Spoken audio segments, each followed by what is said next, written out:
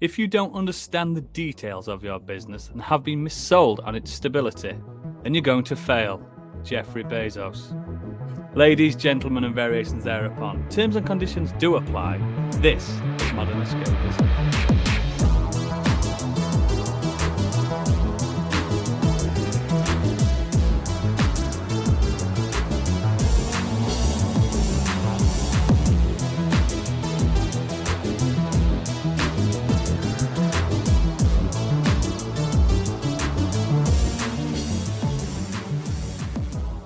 Hello and welcome to the show. My name is Oodles and I'm back and I'm here to help you procrastinate. With me today, the CEO of Hello Games, it's Stig. I'm Vengeance. Okay. The PR chief of Bethesda, it's Candy. Hey! Hello. It's true. Quality assurance from Zack Snyder's Stone Quarry Productions, it's Gadget. No. No, yes. No. Don't put me in with Zack Snyder. Fucking hell. And human resources from Ubisoft International, it's Biggie. Hello. So, I'm back. But before I want to discuss my return, we have things to sell, don't we? Yes. We do. Yes. Yes. I'm Batman. That's it. God. You're not Batman. I am.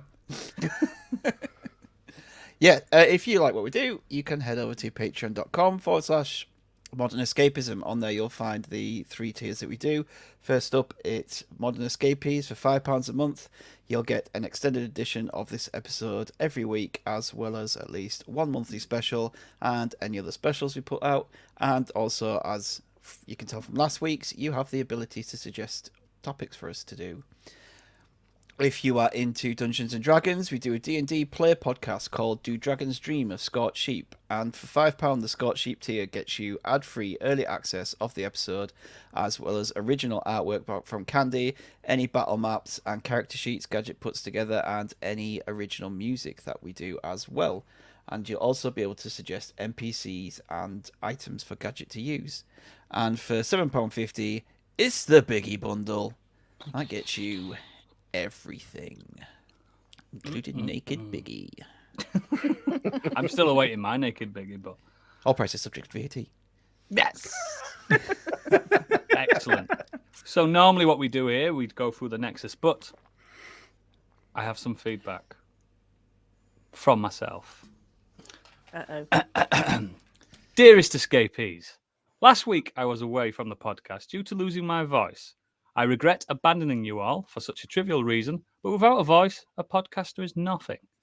The team adequately stepped in with the rallying support of Stig hosting, and he did a brilliant job to push a tight, if somewhat lengthy podcast to its conclusion without a hiccup.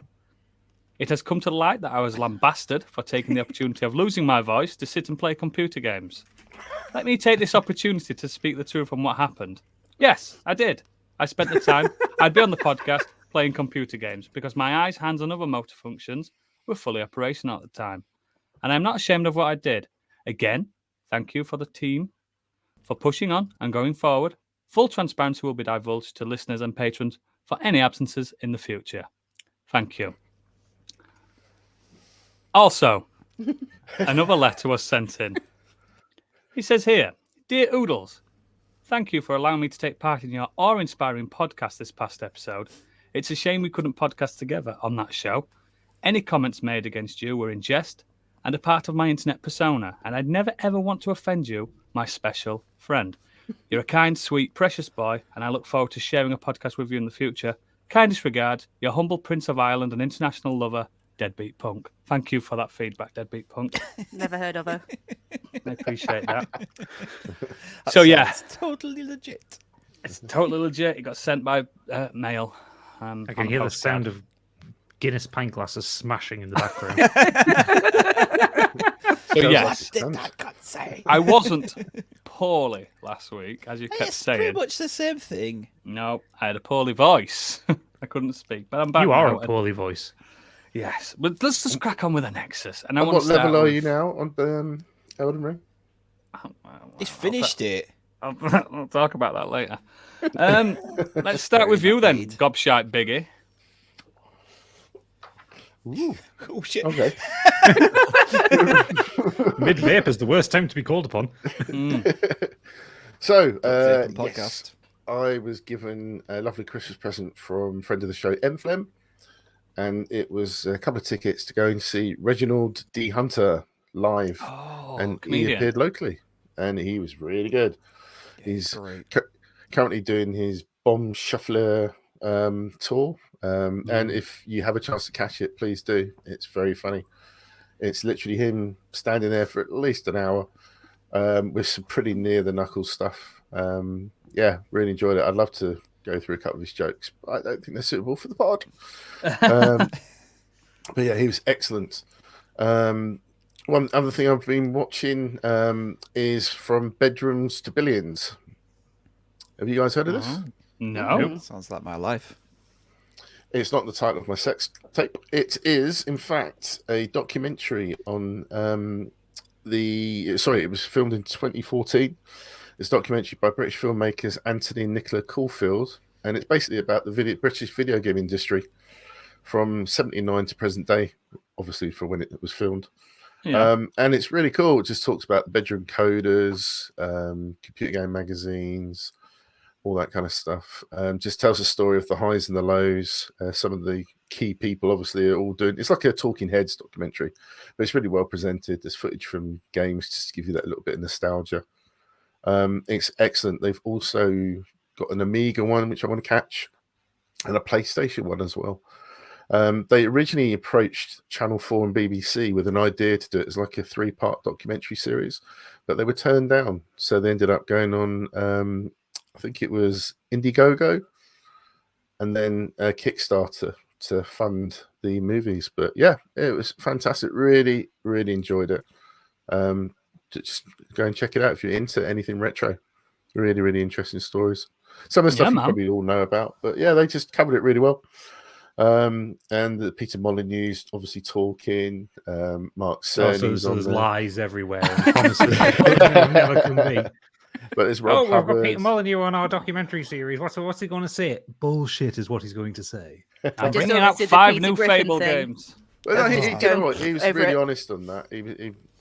He gave some honest stuff with his about his early bullshittery. days. But there's apparently a perfect for special this edition. Topic. It's today. perfect. It is. It really Yeah, Really there's is. Goddess. a special edition available as well, which I want to try and track down. Which has got by the way, it's about 2.5 hours. So they've got a special edition with an additional 120 odd minutes of making of certain games from the past and stuff. So I'm going to try and track that down at some point. But it's really, really cool. But the biggest thing I do want to talk about is an update to the wallpaper engine. That it's Are you now, back on that?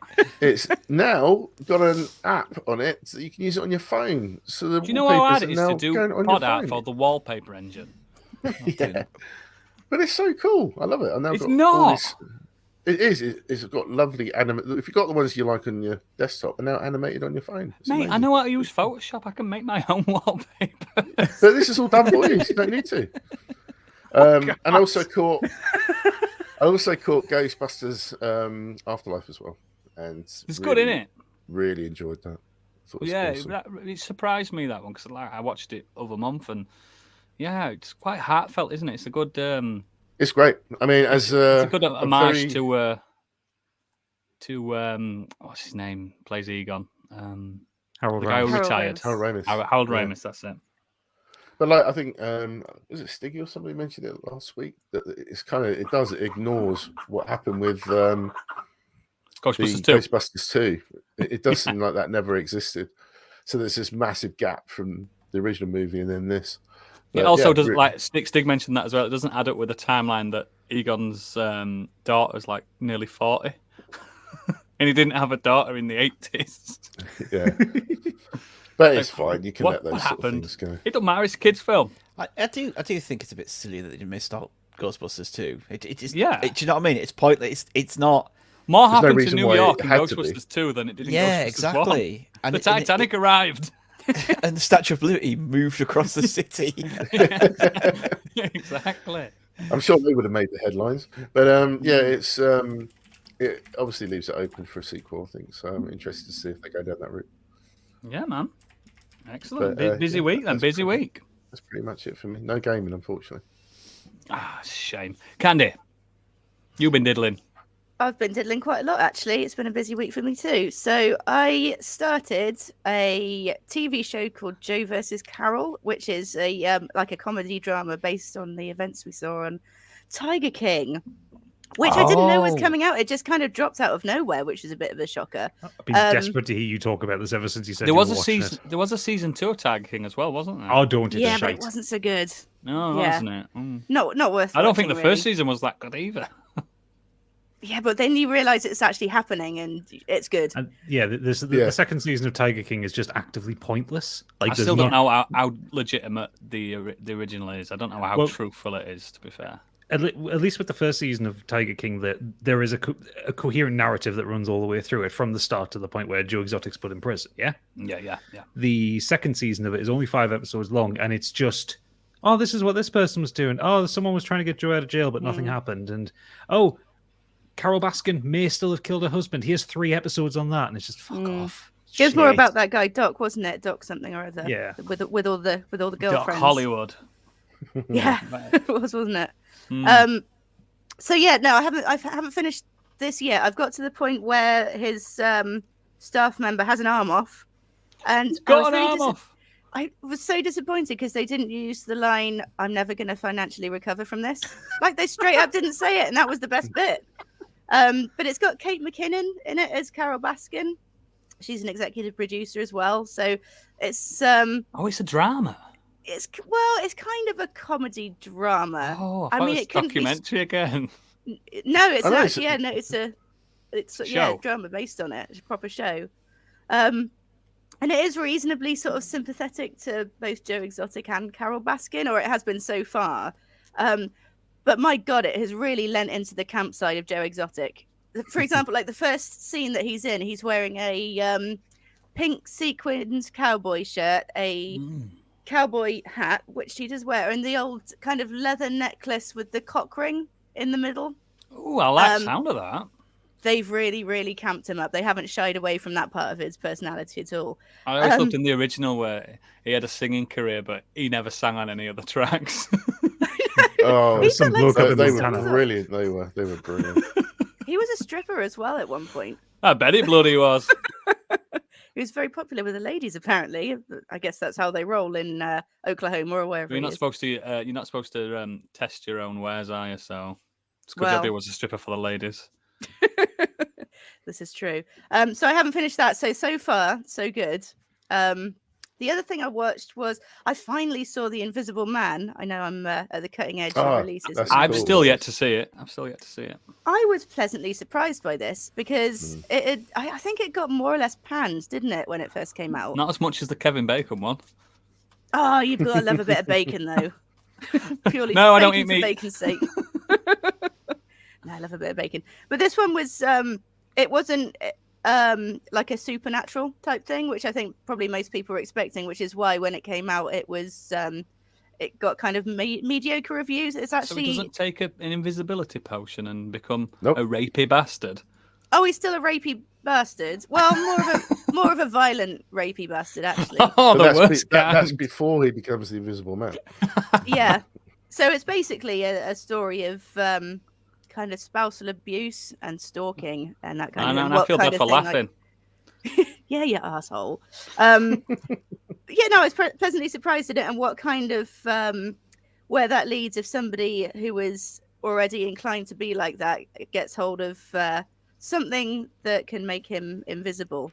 And yeah, it's more of a, like I said, it's more of a horror than a sci-fi really, and just a tale of somebody being stalked and the paranoia, like is she actually going mad or yeah, it's got the lady from Mad Men in it, hasn't it? That's right. Yeah, I can't remember her name, but she's really good. That's really bad of me, sorry. Elizabeth Moss. So yeah, that was that's the name, Elizabeth Moss. That's right, sorry, Elizabeth Moss, apologies. So that was quite a pleasant surprise really. I enjoyed it more than I was expecting. Yeah, my wife and I did that. Really liked it. Yeah, very good. But the main it's thing ridiculous at times, but it's about an invisible man. For that. Yeah, but you have to. That's what I mean. You have to. But once you understand how he's doing it, it's ridiculous. But it works so well in the movie. Yeah, you have to suspend disbelief a little bit, but I mean, Invisible Man, come on. But yeah, the main thing I want to talk about is the Boys spin-off, which is called The Boys Diabolical. And this is the animated spin-off series of the comic and TV adaptation of The Boys. It's like a 8-episode anthology written and animated by different studios. And as always, it's a kind of different style of animation on every episode. And they all revolve around this kind of nefarious goings on with Vor. And actually, they've come out and said that some of the episodes are canon. They specifically the final episode, which kind of stars Homelander and how he and his relationship with Black Noir as well. Actually, do you know what? Whilst I was having a look at this, Anthony Starr is officially a baddie, by the way. He's I heard about this. He's been in real life. In real life, turns out he is a cunt after all. He's been drinking breast milk. Not that much of a baddie. Jesus Christ! That's what he does in the show.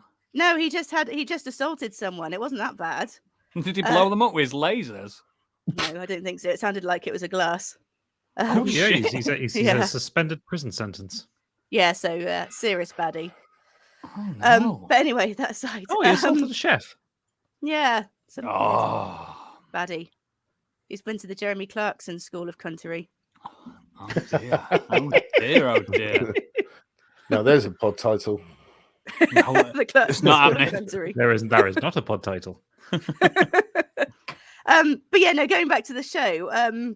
So one thing that all the episodes do have in common is they're all just absolutely gross. Like there's blood and gore all over the place. Mm-hmm. It's way worse than the TV show. Imagine, like, do you remember the Happy comics Tree are Friends? like that? Yeah, I bet they are. So it's kind of like Happy Tree Friends having a coked up fight, basically. Fuck, I haven't thought about Happy Tree Friends since back when I used to smoke weed. Back when everyone shopped at Hot Topic. When My Chemical Romance were in my heart. Oh, so good. Every episode's about 15 minutes long, so I just binged them all last night, just in one sitting. There are a few highlights. I think there was one episode that's written by Awkwafina, written by and starring Awkwafina, actually, and it's without giving too much away. So basically the whole series kind of focuses on what happens if you give Compound V to sort of random people and the so-called powers that they end up with, because it's actually very few people that end up with anything cool. And this particular one, let's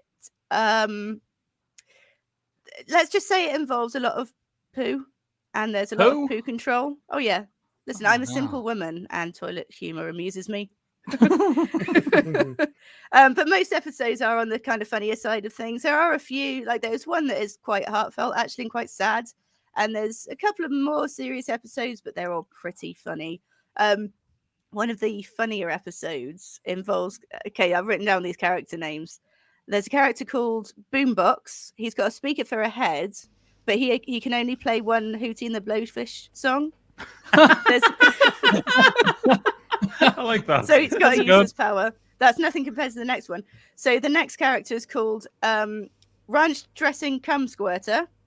I wonder what his power is. Yeah, we don't really need to. Yeah, you don't need to dive into that, literally. If you go to the shop and you go back, you're like, fuck, I forgot some dip. Don't worry, love, I'm on it. Have a quick wank. Yeah, there you go. Sorted. I'm so not having fajitas at your fucking house. What has this podcast become? Weekly smut with modern escapism. And there's one character called Boobyface, who's voiced by Kevin Smith. Boobyface is a particular favorite of mine. But the actual cast themselves, there's so many random people in it. We've got Jason Isaacs, Simon Pegg, who actually finally gets to play Huey. Who like Huey, like the comic book Huey is actually rather based than on. his dad. Yeah, so because he's too old now. But comic book Huey was actually based on Simon Pegg, I think it was based on Tim from Space, wasn't it? Yes, it even looks like him. Literally, he looks exactly like him. Ben Schwartz, Don Cheadle, Michael Cera, Christian Slater, Kevin Smith, Keenan Thompson. Slater. sounding particularly Christian Slater as well. He's in the second episode, sorry. Aquafina, Seth Rogen, and Andy Samberg, along with other members of the actual TV show as well. And as I said before, like some of the episodes or some parts of the episodes, it is considered canon. The next series of The Boys is out in a couple of months, I think, 2 months. Yeah, summer, yeah. Yeah, so if you're planning on watching, it's probably worth catching up with The Boys Diabolical before it starts. So, but just prepared not to take it too seriously. And if you don't like blood splatters, then just don't bother. If you don't like blood splatters, why would you be watching The Boys in Well, the first exactly, place? right? I mean, remember the whale? Oh, we all Don't forget that. the way. Remember when he put the bomb up the guy's ass? Oh yeah, that was good. That was in the first episode, wasn't it? Yeah. So yeah, that was fun. Excellent. Stig, come on. I believe you've been to Gotham, haven't you? I have, but I took a trip elsewhere before I got there. So... Oh, did you? You went on a detour? Yeah, I went on a bit of a detour. Firstly, I went to Texas. Well, actually, Texas. technically, I went to the Texas after, but I'm going to talk about this first because it's a bag of shit. New Texas Chainsaw Massacre film on Netflix. Don't watch it. It's absolute shite. Is it? It does that typical. It's talking about things that are missold. Oh, we're taking it back to its roots, back to all this. Back to Texas. We're gonna make it a direct sequel of the first one and get rid of all the other sequels. You know, like kind of how Halloween did. And Ghostbusters Afterlife. Yeah, it's this new thing where they just seem to just forget everything else that happened in between. Yeah, Halloween especially, because that's forgot like 7 films, hasn't it? Yeah. And yeah, it's just shit. It's just. Is it not good then? Is it set in the modern day? It's not set in the modern day. It's not scary. It's not anything as good as the first one. It even brings back the character that survives the first one. Yeah. It's just shit. I think the first one's incredible, especially how it's like well lit. The first one is like genuinely like freaky, really when it's in scary. the washing, all the washings on the clothesline. Yeah, and that the dinner scene. The dinner scene is so just fucking ugh. But yeah, this is just your typical. Let's have him running around killing everyone that just gets in his way in imaginative ways, and isn't that fun? No. That's a shame. So, yeah, don't watch that. Terrible film. The other thing that I did this week was I started Vikings Valhalla. So Vikings Valhalla is a spin-off follow-on series from the show Vikings. This takes place about 100 years after the end of the Viking series. It's a bit of an odd one, really, because it doesn't feel like its own thing at all. It generally just feels like it's the next series of Vikings. Before you go into it, I think it's odd that isn't the Vikings an Amazon show and Vikings Valhalla is a Netflix show. But it's made by a production company, so it's Amazon. Anyone can have it. Yeah, Amazon bought Vikings as a series, but Netflix bought. It really confused Valhalla. me that. Yeah, no, I saw the trailer for this the other day when I was flicking around Netflix, and I watched it. And I thought, hang on, didn't Vikings finish last year? Like it does, because I'd missed the title card when I was just the same thing.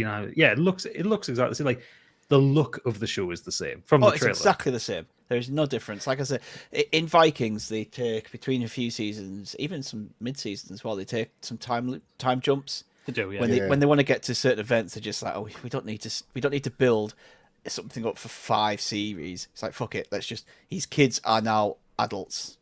Do you know what I mean? It's just they get there because it just gets rid of all the filler. I did like that show actually. But this takes a 100-year jump, and again, like I said, it just feels like could have been part of the series. It could have been the end of Vikings. Right, next series coming back, it's brand new characters, and it kind of finishes off the Viking story in Britain. This is apparently going to tell the basic downfall of the Vikings and how Vikings kind of ended over in England and over Europe and things like that. So They tried to expand too far. They went to Vinland and it ruined them. They went everywhere. Yeah, They ended up in it ruined Canada, them. some of them. That's Vinland, yeah. Yeah, it's crazy. But yeah, it does not hit the heights of the quality that you get from seasons 1 to 3. It feels very much like it's those mid seasons of Vikings. So it's enjoyable enough. Still getting used to some of the characters. I haven't Is there finished plenty of it all shagging yet. in it? There's a bit of shagging in it, yeah, especially in the good. first episode. Everyone looks historically wrong still. I was going to say, have they all got perfect white teeth? Yeah, all It's perfect the white hair. teeth, perfect hair, like modern hair, Braided hair. Yeah, like no, Vikings never had hair like you see in Vikings or Assassin's Creed Valhalla. Never looked like that once. But you know, sexy Vikings is better than historically accurate. Yeah, I'd rather look at sexy Viking than an ugly one. Yeah, exactly. So it's fun if you like Vikings and if you like The Last Kingdom and that kind of show. You might as well just give it a watch because you're not going to lose anything. It's enjoyable enough, and it's nice to be back in that kind of world. And I'm going to jump onto it next week, I think. yeah, I've got a few episodes left to finish it, but it's I've enjoyed it so far. Yeah, that's it. No, it's not, you liar. No, it's not because I want to see the Batman. You fibber. Oh, the Batman. I'm going to start by saying this off the bat. I think this is my favorite Batman film. I'm going to start by saying this is the first time I've not seen a Batman day one in my life since I've been old enough to go to the cinema. Yeah. I feel terrible for not going, but something else got in the way this week. I don't know whether it's just the time over the years, and I still love The Dark Knight. I still think it's a great film, but like the more people talk about it, the more you hear about it, and the more you hear about its problems, and maybe this will happen with this film at some point. It does lose a bit of its shine until you go back and watch it. But yeah, I think maybe I need to go back and watch it and make my mind up again. But as far as this film goes, it's directed by Matt Reeves. It's got an absolute stellar cast. Robert Pattinson plays the lead role of Batman / Bruce Wayne. Zoe Kravitz as Catwoman. Paul Dano as the Riddler. Colin Farrell, who's unrecognizable as the Penguin. Wait, hang on, that's Colin Farrell. Yeah. Fuck me, that's some good makeup. Yeah. He said that in an interview, he said that he would walk around site and he nearly got kicked off the lot because people didn't realize it was him. Because he walked up to Jeffrey Wright, and Jeffrey Wright went and like said something and went off to speak to Matt Reeves and came back. He's like, "Oh, I didn't realize it was you." I saw when he said on one of the talk shows where he went to Starbucks and he was staying in character, quite method, and people were saying he was being a bit abrasive and aggressive. But he does like the fact that he can walk around as Oswald Cobblepot and no one knows it's Colin Farrell who's going to get hounded to fuck. Yeah. So yeah, as I said, it's got Jeffrey Wright in. He plays Lieutenant Gordon, John Turturro as Falcone, Lieutenant Gordon. And Andy Serkis as what's his name? The butler. Fucking hell. Where's Alfred. I forgot the butler. I forgot his name for a second then. Master Wine. Yeah. The size of a tangerine. So yeah, absolute stellar cast. So this one, weirdly, it feels fresh and new, which is an odd thing to say about a dark, gritty Batman film. Yeah.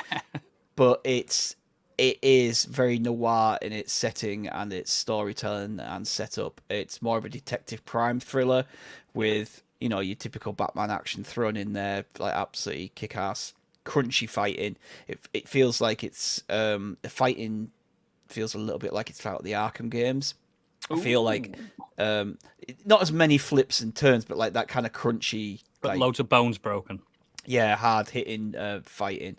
Yeah, because if you remember, Christian Bale just elbowed every fucker, didn't he? He literally elbowed everyone. That trailer no.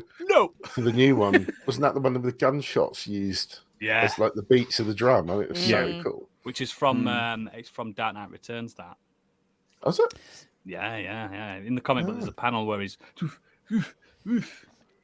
So this is so cool. Taking a lot of inspiration from various different places. Inspiration from The Long Halloween, Seven, Zodiac. So the Riddler is kind of based on the Zodiac killer. Oh, really? It has a few aspects of Saw in there at times, and it's kind of mixing all that in together to, like I said, to make this like detective crime thriller. The performances are just brilliant throughout. Every single person in this film is on point. There's not one person in this film that I think lets it down whatsoever. I think the film lets Andy Serkis down a little bit. That's my only possible problem with it. He's not given enough to do. He has been in every Matt Reeves film, though, hasn't he? Yeah, but it's... even as a monkey. An ape. Come on. Sorry, Caesar, if you're listening. I do apologise. Planet of the Monkeys. This is how they take over. Mistakes like that. Sorry. But Arpat spends his time for the majority of this film as Batman. Good. It's very much a Batman film. Not a lot of Bruce Wayne. If you've seen the trailers and the pictures and stuff, you'll see he's very emo Bruce. He hasn't found that side of him yet. He hasn't found that persona. He's still kind of a bit down when he's Bruce Wayne. You can see from the pictures the kind of person he sits around in his eyeliner listening to Nirvana and not really giving a shit about Wayne Enterprises and his money and stuff like that. When I saw the trailer, it looked like year 1, year 0 Batman. It's year 2. Is it year 2? Oh, year 2. So he is explicitly playing a younger Bruce Wayne than other Batmen have played. Okay. I like that. Yeah. I like this. This is good. So he it's like I said, it's set in year 2, which I think is really good because what it does from the off is it has faith in Batman and the characters. It has faith in the audience and the film, knowing that we know who Penguin is, we know who Catwoman is. They just exist in this world. There is no need to set any of them up. They're just Is there. the pills? I'll get to that. Oh no! And the way it's set up is that the people, when they see the bat signal, it's all in the opening bit. Like the gangs and the people, they know what it means. That's good. They see the bat signal, they know this means trouble, and they're there kind of looking around in the shadows, waiting for him. And he has this grip on the city of, like, you see in the trailer, he says, "I'm vengeance." Like, that's what he is. He is out there patrolling the streets and basically just taking down criminal scum. But yeah, this story, he gets kind of dragged into this murder mystery involving the Riddler, who's kind of going around and killing all these people, these kind of high people in office and in the police and everything, and he's kind of revealing the corruption within the city. And it's this big old murder mystery on who is behind all this and who is the Riddler trying to, to out and everything like that.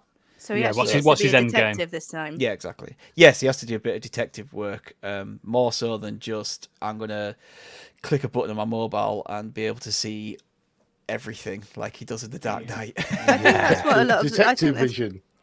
Yeah, but if you remember, Lucius films... Fox did say, if you use this, I want nothing to do with it. But I think that's what all the Batman films lacked so far. Is he's meant to be the world's greatest detective, and you don't really get that side of it from any of the films, I don't think. No, he's in most of the films. He's just a multi-billionaire beating the shit out of poor people. Yeah. In the comics, the better Batman books are the ones where he is a detective, where he is a flawed person as well. He's not Sherlock Holmes. He can't magic a solution like Sherlock Holmes does. No, the computer can though. Sometimes.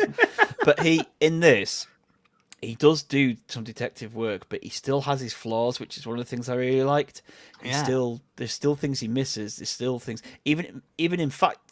Sorry, even in the fight scenes and stuff, he doesn't get it right every time. And he's still learning to be the Batman. Like I said, he's only 2 years into this.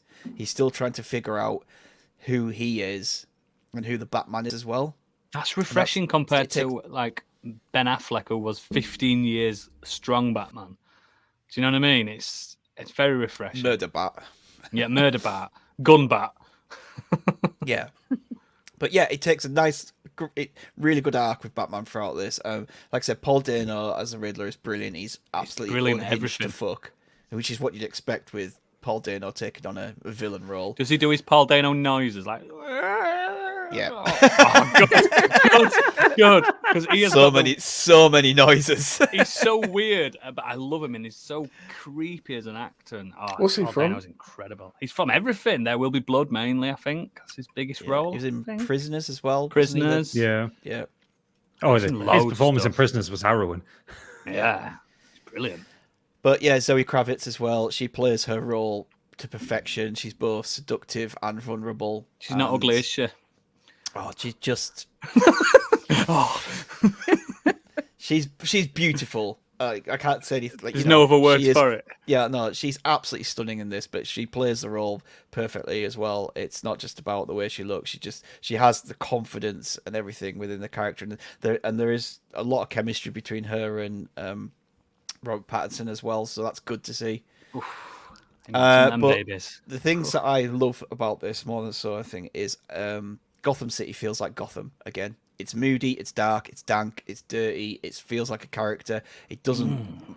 My biggest issue I have with the Dark Knight trilogy is that Gotham felt like Gotham in the first film, and then the next two films, Chicago. Chicago / New York City. There was no character to the city at all. It just felt like a regular old American metropolis. It's weird city. because in Batman Begins is like proper like Art Nouveau architecture and a monorail and everything, and it's got the Narrows and the steam, and then the next film it's a completely different city. Big glass fronted buildings, no Gothic architecture. Yeah, exactly. What happened in 2 years? But this is it feels like Gotham. You are in Gotham again. I want to see steam coming out of fucking. It feels like great. It's the Gotham that you get in Arkham City and Arkham Knight. It's that kind of Gotham. So there are still aspects of a big city, but you still have that horrible dirtiness of what you think. Has it got that kind of like that feel? You get it in the Arkham games. You also you got the one good thing the Joel Schumacher films managed to get was that kind of the idea of the city reaching over the top of you. Because that's kind of the always impression I get of when Gotham's done well. It was quite futuristic though, the Schumacher ones, weren't it? But it had a lot of like Art Deco stuff to it, and it was like the city was bigger than it needed to be. It was over the top in a way that was felt oppressive. I always liked it had character at least, didn't it? Yeah. I don't really like the film, but the Joker, it had one of the best cities where there's litter everywhere on the streets and giant rats. That's just straight up New York, though, isn't it? Yeah, it's more like New York than in New the York 80s. is. Yeah, yeah, I like that though. But yeah, the cinematography in it is brilliant. The rain, there's so much rain in this film. There's so much of Batman standing around in the rain, but it works because it looks fantastic. There's a lot of talk about the length of the movie. Did you think it was too long? Didn't bother me one bit. Didn't feel. I don't mind long movies. No, I don't either. But I just 3 hours is fuck all. Yeah, and it's just so good. I really really enjoyed it. I'm really looking forward to seeing it again. The best thing, one of my favorite things about it is the soundtrack. The soundtrack is so good, so good. There's not a lot of soundtrack tracks, but they're brilliant. It's the atmosphere of the soundtrack that it's used. It's not overdone it. You know that theme that plays at the end of the trailer as he's walking towards the car. It's like dum dum dum dum, like that. There are several different variations of that theme played throughout this film, but done so effectively, and it builds. There's moments where Batman's not around, but you just hear that building, and it's like, oh, he's coming. He's coming out the shadows now. Yeah, he's coming. And the car chase scene, like from the trailer as well, is absolutely brilliant. That Batmobile is so meaty and so loud and fucking incredible. And I want the Lego. I want the Lego Technics version of it. I want it. I want that Batmobile. I've seen the Lego set. I like the fact that the Batmobile this time is like it's a modified car, isn't it? It's a car. Yes, it looks like as opposed to a tank. But as opposed to a tank, or as opposed to whatever the fuck Joel Schumacher made. Yeah, but it's still got that jet engine on the back. Of course it does. If anyone had come up with some sort of vehicle challenge thing that they might do on a podcast, how would that Batmobile do? Let it drop, let it go. No. The problem with this Batmobile is it is just a fast car. It's with a bit of reinforcement. There are no gadgets on it as of yet. So, but it still looks great and sounds great. When he roars that engine up in the cinema, it is like full on, like shakes the cinema. A mate of mine from work he went to see it in 4D, and he said he fucking there was no point in taking any food in with him. He was just getting rattled throughout the whole film. I just couldn't do a 4D one, me. I've done it once, and I'll never do it again because I threw up.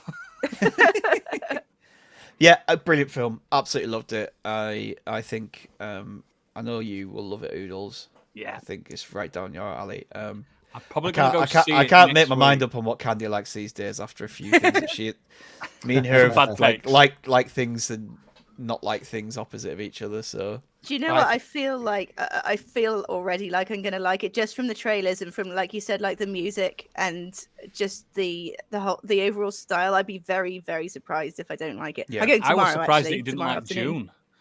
Everyone was. I just didn't. Sorry. I apologize. God, the atmosphere is like, it's proper goth. You probably will love it. Yeah, I'm gonna put extra eyeliner on. You have to buy some of the posters and the one more artwork, thing. Andy. I reckon you're going to end up having to tattoo about half that film onto people anyway. Oh, I hope Yeah. so. One I more almost bought a thing poster which- of it yesterday. I haven't even seen it yet. Which I don't think it's a spoiler because it is Batman.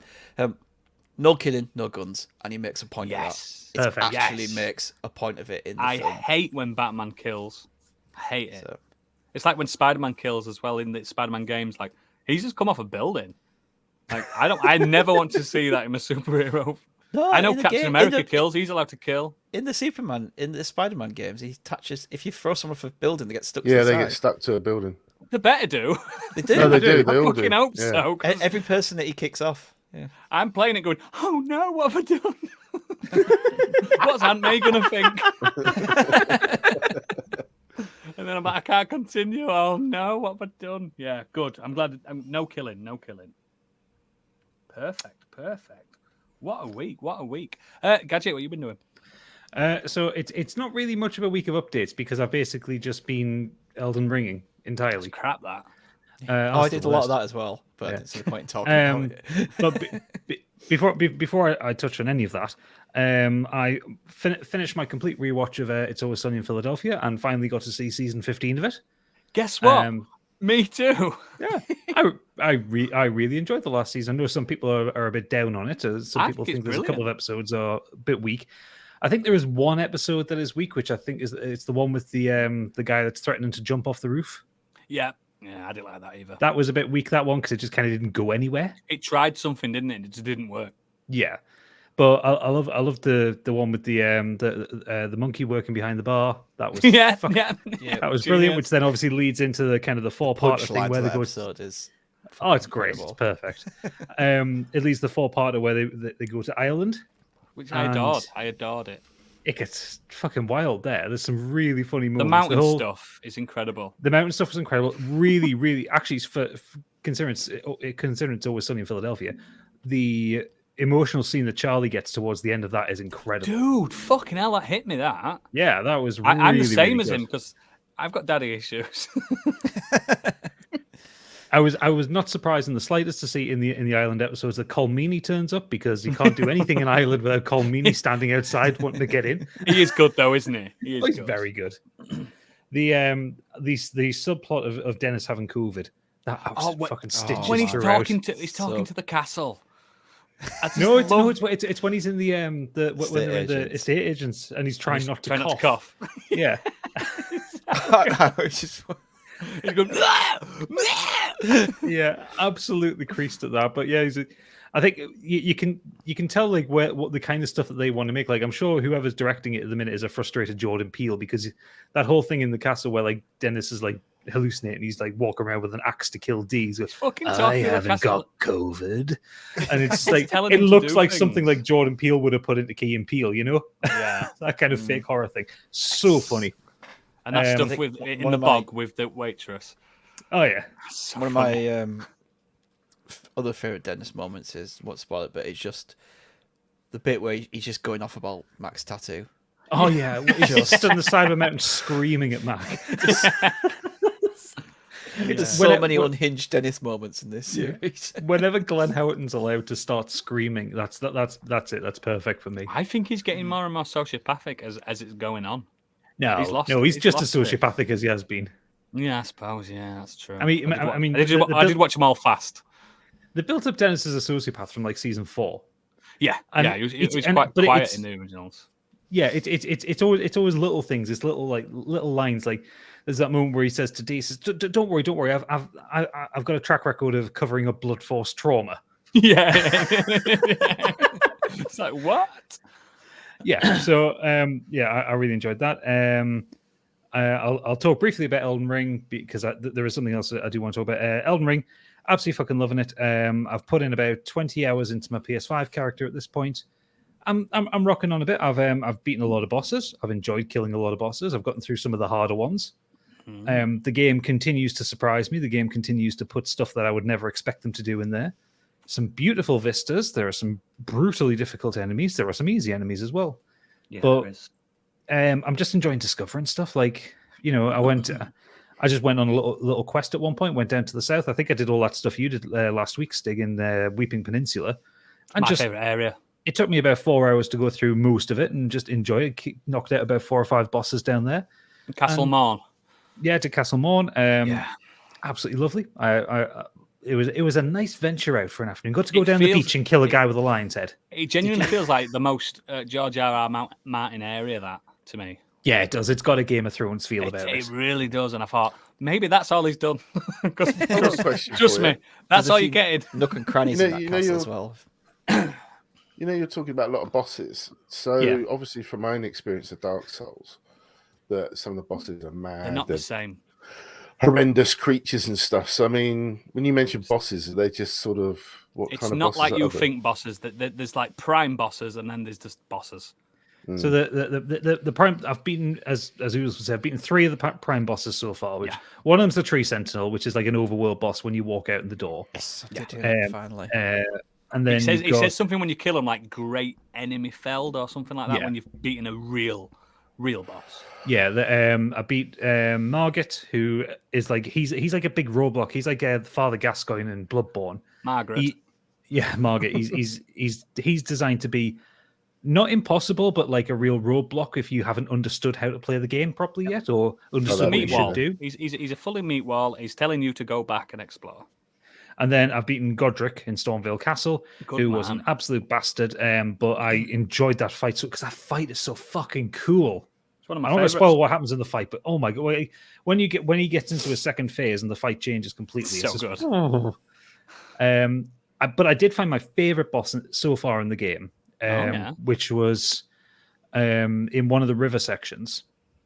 Yeah, which was is it the Ancient Spirit? Oh shit! Yes. Yeah.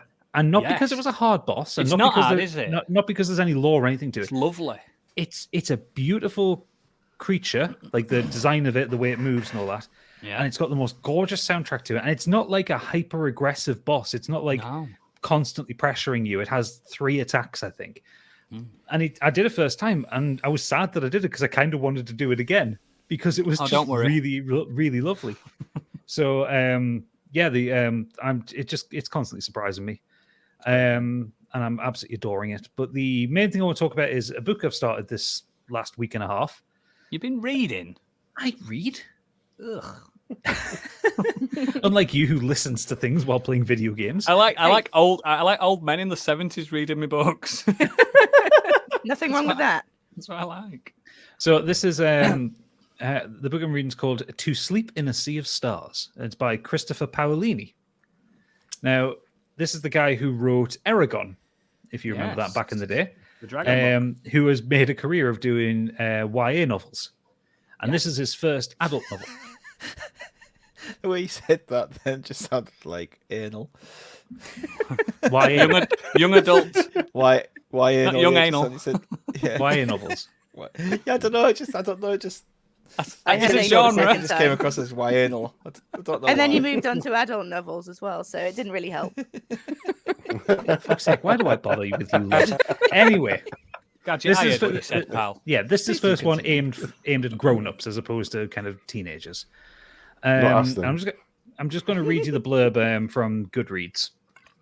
So Kira Navarez dreamed of a life on new worlds. Now she's awakened a nightmare.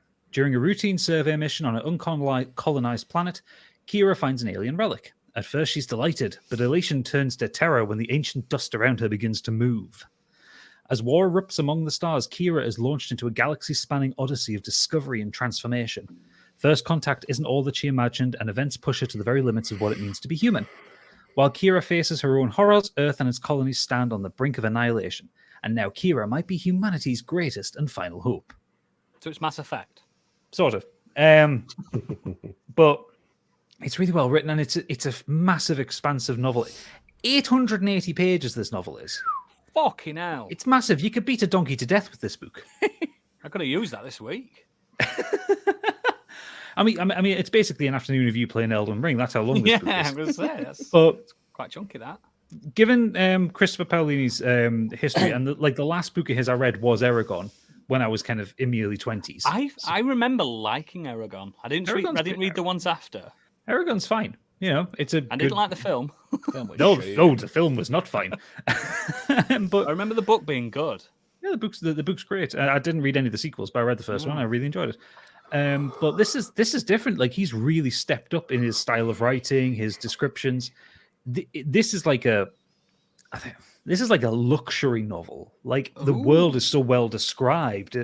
There is moments of kind of when aliens are trying to communicate with humans, and it comes out in this flowery language, which not unlike some of the creatures from Mass Effect. You know, like the way that them from Star Trek speak in metaphors. You know, that kind of thing. Like the Hanar. Yeah, like the Hanar. Yeah. It's brilliant. There is so much lore to it as well. There is. Oh, I like that. You know how you get a lot of fantasy novels which will have a map of the world in it. Yeah. This has like 3D galaxy maps in it, like showing I'm into that. On the X, Y, and Z axis the relationship between planets. Yeah, I'm into that. It's really, really good, man. You need to get a copy of this. I'm 300 or so pages into it right now, so I'm barely scratching the surface of it. You reckon physical's better then, yeah? Because of the maps. Yeah. Yeah. Okay, I'll get that. I'll send it down to you when I'm finished with it. But it's really fucking good. So I'll talk more about it once I've actually finished it. But I'll probably finish it in the next couple of weeks because I'm rocketing through it. I absolutely love this book. Kira as a character, she's really well realized. There's a thing I've noticed with a lot of male sci-fi authors that they can very rarely write women properly. Yeah, or they try and kind of boil women down to a set of base emotions and sexual parts. Tits and ass. Yeah. That's what they are, aren't they? No. And other things, but they have feelings. Tits and ass are involved. I mean, yeah, they're involved. They're not all the character is though. Biggie, did you know that women are allowed to vote now? Get out of here! Seriously, dude. That's what I say to him as he leaves the kitchen. Fucking hell. If she were behind you now, you get fucking punched at back of head. Anyway, Kira is really well realized. She's a very complex character. She goes through, as is usual with these kind of chosen one science fiction stories, she goes through a hell of a trauma that leads into the kind of plot of the novel. Yes. And like the references back to it, it's never like, oh my God, I lost this. Oh, I'm so sad because I'm a woman kind of thing. Like that, like her loss feels real the way it's written, you know, like it's not a man writing a woman. It's not the character is not a man in woman form, you know. She's a really well realized character, and I really appreciate that about the novel. I listened to a book this week. I'm not going to name the book because I don't even want to give it praise and anything. It was shocking. It was read to me, but it was a male author, and he had a woman in it, and he described it. She had the most gushing, pain-inducing period. I'm like, dude, stop it. Stop that. I was like, fuck, you don't know what it's like to be a woman, so don't. Listen, let me tell you, it doesn't matter how painful it is, it never gushes. That is genuinely, I'll find the quote from the book and I will fucking show you it. Yeah, it's disgusting. Yeah, there is a point. 99% of men can write women to a point. They don't need to talk about that. Exactly. That's what I said. Why? It was a bad book anyway. Terrible book. Well, yeah. I mean, to be fair, I've read a load of books where like the lead character has been a woman and it's a male author and it's been dreadful. Like, and all she does is wank. You saw that about Artemis, didn't you? Yeah, Artemis. That's pretty much it. And she does have a couple of wanks in that book, I think. If I remember, Artemis is terrible. I hate it. It's really bad considering he did so well with The Martian. Yeah. But even then, like the way like Ready Player One, like how the women were represented in that, they were just kind of. They were literally virtual archetypes for whatever the author's fantasy was, and this Kira Navarez is not like that. She's a fully formed human being. Fantastic. That's what you want to see. And I know I've gone on about this for about 3 minutes now, but it is worth saying that it's a very good point of the book because I've read Sleep in a Sea of Stars. Yeah, is that the saga or is it just one book? It's the first book of a saga. It came out at the beginning of lockdown last year. Fantastic. Not last year, the year before. It's the Fractal Verse #1. So I'm assuming he's got plenty of books going on here. I do like getting into a saga when it's happening as well, not after. You feel like you're part of the conversation about it. Yeah, I don't know. Have you tried I'm in the middle of 3 sagas. Yeah, I know you are. are. I haven't seen a book from 2 of them in over 10 years. Yeah, that's annoying. Well, this was one, like, I reckon when I picked it up in Waterstones, I obviously recognized the name of Christopher Paolini, but it was literally, I just really liked the cover art, and it literally bought the book because of its cover, and it's paid off because it was really... Him. Well, yeah, it's paid off because it's really, really fucking good. Excellent. Is that everything from you, good sir? Yes. Right, me. 2 things. First thing is I've been playing a little bit of a game called Elden Ring. I don't know if you've heard of it. 62 hours of Elden Ring. I completed it today. It's like a second job. Like, I completed it today. You had a job. It's been out 11 days. And your second job was playing Elden Ring. Yeah. Have you seen your family this week? Yeah, some of them were watching me while when he walks through the door and goes upstairs. Or when his wife comes to bed and he's sat on the edge of the bed just playing. No, I don't sit on the bed. No, I lay on the bed. But yeah, I powered through it. I obviously once I beat the game, I did a bit of research and I got what appears to be the actually not the bad ending, the neutral ending. Right. Slightly disappointed by that neutral ending, but I made bad decisions on my journey because there are decisions to be made. Just let you know, anyone that's playing this game, don't skip character dialogue because you will fuck yourself over. Trust me. So Luke Dulce shouldn't play this. Yeah, just anyone that's constantly tapping. He won't play Dark Souls games anyway. Yeah, it's an exceptional game, isn't it? I've started my second run through already. I think I'm further than you already, Gadget. Why?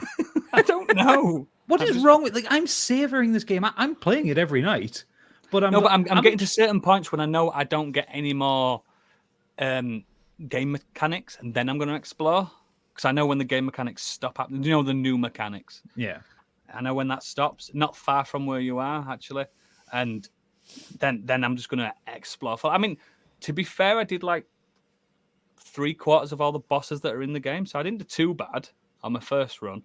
Some of them are ridiculous, and some of the optional super bosses, I just can't do them.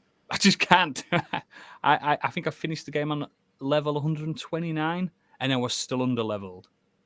So beware. I remember Miyazaki saying he thinks this is going to be the game that most people complete.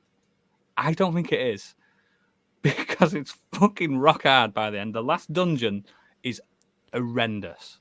And it's designed beautifully. Don't get me wrong, it's gorgeous, and thematically it's gorgeous, but it's too hard. It's just too hard. It's too hard. And I summoned for the last 5 hours of the game. I'm not ashamed to say it. I knew I was there and I got through it. I've found when I've been playing that summoning is counterproductive. Well, it makes the bosses harder, doesn't it? But yeah, that's what I mean. But because I worked out why, because I was really struggling with Godric with summoning people. Yeah. And then I beat him the first time I tried him solo. Yeah. And what I worked out is because I went to do some farming and I put my summon sign down. Yes. But you don't. When you put the option down to be summoned, you go into the summoning pool and you can get pulled up to any boss you've beaten. Yes. So I got pulled up to Godric a couple of times and got my ass handed to us because I wasn't prepared to fight Godric. Yes, you think you're going to be the boss that's closest to your summon sign, but no. Yeah, like in the previous games, when you put your sign down to be summoned into someone else's game, you had to go to the bonfire or the boss fog that you wanted to be in, and you would help someone with that specific boss. You're in the mindset for it. Yeah, but, so so I get smashed. Just to set your mind across, what the internet is now deeming as the hardest boss from Soft I've ever created. I'm not going to spoil what it is, but I'm going to spoil a little mechanic in it. This boss, every time it attacks and its attack hits, its health goes back up to the top. Oh, lovely. Yeah, and mandatory boss? No. Oh, thank Christ. It's an optional one. I didn't finish it. I didn't beat that boss. But every time you summon someone, because they didn't know where they were getting summoned to, whenever it's summoned and they knew where they were, they did the emojis like, oh, no, they're on the floor crying. Like, I don't want to do this. I think it's 0.3% trophy, that one at the moment. Well, also, the game's been out 11 days, and it's massive. You're probably one of the first 100,000 people to beat it. The game's already sold 11 million copies. Yeah, it does. That doesn't mean anything, though, does it? Yes, it fucking does, because not everyone's like you and goes and works a full-time job and then has another full-time job playing Elden fucking Ring. Well, you read a book. I mean, while I was doing this, I talk to the people I live with. I do, but just I do, but I don't look at them when I'm talking. Like during those hours of beating that game, I finished Always Sunny in Philadelphia, all of it from season 7 to the end. Their podcast, I listened to all that. I'm up to date with that, and 3 audiobooks. So I'm productive. You can't deny the productivity. Whoa. How can you play a game like Dark Souls and be watching something else or listening to something? I don't get that. It's quite. You have to be focused on that fucking game. I've got a laptop in front of me now, and I've got a monitor there, so that's how you do it. It's also because he's got ADHD and he's got hyperfocus. Super focus. You don't understand, mate. I don't. If you were sat watching me and like you come around to hang and I'm playing a game, there's no point. There's no point because I'm not talking to you. I have a distinct feeling that if we walk around there while Oodles is playing Elden Ring, we could probably draw on his face without him noticing. I've had people cut my hair like as a joke while I'm playing games. So yeah. You know those videos people put online of like their cat or their dog's asleep and they start like stacking things up on it. I think we could do that to on you. My head. Yeah. Apart from that, like I said, that one optional boss that I've just fucked up. I feel like a particular build could beat that boss perfectly. That wasn't my build. So I am now aiming towards that. I will get that trophy eventually. Maybe next week. Who knows? Who knows? So is it the best Dark Souls game ever now? Yeah. From what people undoubtedly. Because it's got then all of them, including because it's got things for everyone that's a fan of it. It's even got like at least 6 of the bosses that I fought are Kingsfield bosses, which just made me squeal with delight. It's got things for everyone, really. It's got the legacy dungeons for people like me that prefer the old school Dark Souls. Like I remember Gadget talking about the castle, absolutely screaming at it. Because it's just a full Dark Souls game in one area, isn't it? Your Stormvale Castle, it is. It's like it's actually I was listening to a podcast about I was listening to the back page and they were talking about it and they made a good point that like it's really jarring when you get to Stormvale Castle because you've so far up to that point you've had this massive flat open world that you can go anywhere and anything, and then you walk into the biggest Dark Souls level they've ever made. And it's like tight corridors and like traps and like enemies jumping out from behind corners and stuff like that. Very, very, very, it's very minor spoiler. There's 9 of those dungeons. Oh, lovely. I found 3 other castles other than Castle Morn. The castles don't necessarily mean dungeons, trust me. But still, I want to go fuck up some castles. Oh, the thing that what the game does really smartly, it does. Breath of the Wild did this as well. You see something in the distance, you think that looks interesting. What Elden Ring does, it doesn't waste your time at all.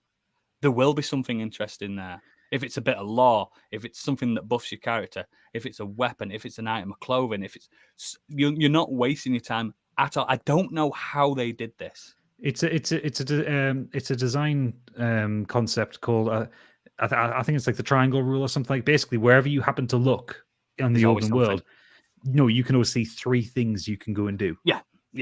It's been designed that it seems like it's like this big wide empty world, but it's not. It's really densely packed. Yeah, if you think about it, it's really dense. I mean, now I've got all the map. I know I've seen I can see. I'm not like Neo, but I can see how they've done it now. You know what I mean? It makes sense where all the legacy dungeons are placed. Everything just makes complete sense, and it still would take you from the southern tip of the map to the northern tip of the map. It will take you about 3 hours, real-time hours, to gallop there. It's huge. It's vast. But it's just sensational. It can be as easy or as difficult as you want it to be. Like, if you are stuck on an enemy, grind. I know you might not like it, but it'll work. You'll come back stronger regardless. But then it also feels really badass when you go and one-shot a boss. Which like what's that one on the way to Morn? The Knights something or other? Night Cavalry. I wandered across him. He looked terrifying as fuck. I got him down first time, and it was a great fight. Yeah, you sent me a lovely clip the other day where he just absolutely one-shotted somebody straight in the guts. That was him. That was Night Cavalry. The only advice for anyone that's just starting to venture into this: don't neglect magic, even if it's faith or intelligence type magic. or fire type magic. Don't neglect it, because it's more important in this game to be a bit more versatile than it has ever been in any other games. It really is. Like, bleed's really good, rot's really good, just general magic, general pyromancy. The game is screaming at you to experiment. You can't sword and board this. You can't just have a shield and a sword and beat this game. I had to respec a few times, and you just can't do it. I mean, somebody probably will. Put some. I can see in a few months someone will do that 10-hour speed run with a loincloth on and a club. You know what I mean? They're going to do it, aren't they? It's going to happen. I think one of the YouTubers is already starting to like a level 1 run to see if he can do it. Yeah. Like there's a lot of early game get OP things that you can do that'll take. It can take you 15 minutes to become to be as powerful to get to the end of the game. Do you know what I mean? If you really wanted to spoil it, but don't spoil it. That's another bit of advice as well. Don't spoil it. Like Gadget's like, oh, I'm going to savor it. In my way, I did savor it because it took a longer than I expected. No, you gorged on it. I did. But yeah, you put the head in the trough and didn't stop eating. I fucking did, mate. Like I say, I think there's like 85 bosses and I've done 60 odd, so I'm not doing too bad, am I? No, you didn't. First run, that's all right. But yeah, the main thing I want to talk about really quickly is something not a game, but it's to do with games. I watched a film. Believe it or not, I had time to watch a film without playing a game this week. Christ. It's a film called Resident Evil: Welcome to Raccoon City. Oh God. Now you all know I adore the Resident Evil mythos and universe. I didn't win on our mastermind, but I didn't lose either, did I? So that's the main thing. Basically, I liked it. It's fucking shite. No. Yes, it is. It tries to cram way too much into 90 minutes. Don't get me wrong, I don't love it. Now, it worried me because I was watching it on my iPad in bed, and I got to the 1 hour mark, and I saw there was like 40 minutes left. I was like, oh shit, they haven't done anything yet. There is literally an hour of character building in this film, and it's not a very long film. But it's starring Kaya Scodelario, Robbie Amell, and Tom Hopper. Now these are people that other people probably know. I know Tom Hopper's in that superhero show, isn't he? Where he's the big guy. Is it Umbrella Academy? I think it's that one. I'm not sure. Yeah, and Robbie Amell is Green Arrow's brother, I believe. I'm not sure. I don't know these people. But yeah, so it's some real A-list shit going on here then. Pure A-list. No, mate, it's fucking garbage. It's not, like I say, it's not good, but I liked what it did. Do you know what it felt like, Stig? You've seen it, haven't you? It felt like this is a show, and they've just like trimmed 10 episodes of this show into one long episode. Because it's not really a good thing. It's not. It's hard to explain because it's not a good film, but the atmosphere is good. Do you get what I'm saying? Like the characters are completely wrong. Silent Hill, even though it was shit. It wasn't shit. It was ace. No, it was shit. Yeah, but Silent Hill also didn't try to retell the games, which is what Silent Hill is better than this. Silent Hill is better than this. Second Silent Hill film, not good at all. I've never seen it. No, there was a second one. Oh no, it's bad. I never seen it, but yeah, I didn't hate it, and that's what I've come. Whoops. That's what I've come across. I was pleasantly surprised, but it's a proper 5 out of 10 film. It's not good, but it like, I mean, I'll spoil it. Like Wesker's not really a baddie. No, they've completely changed everyone's backstories and they changed everything. But no, that doesn't bother me because it's no, it doesn't bother me that much because it's still got the feel of it. And you just said that you love the mythos of Resident Evil. Yes, I know, but it's I think you didn't lose Mastermind answering questions on it. It's like a guide end to it. It's like you know the character names, but these are not the characters you know. Like the zombies talk in this, which is just weird. So it's not Resident Evil. They do talk a bit. They do. Stig, you used to watch it again. They're talking it quite a few times actually. Not like all of the zombies talk, but there's talking zombies in it. Did you not just get really drunk and watch The Walking Dead by accident? No. Like it's got areas Zombie that you didn't come out with a voiceover going, "You're probably wondering how I got here." No. Like there's areas that you recognise from, especially. It seems like they've took all this from the remakes rather than the original source material. And like, there's the train car, there's the underground lab, kind of.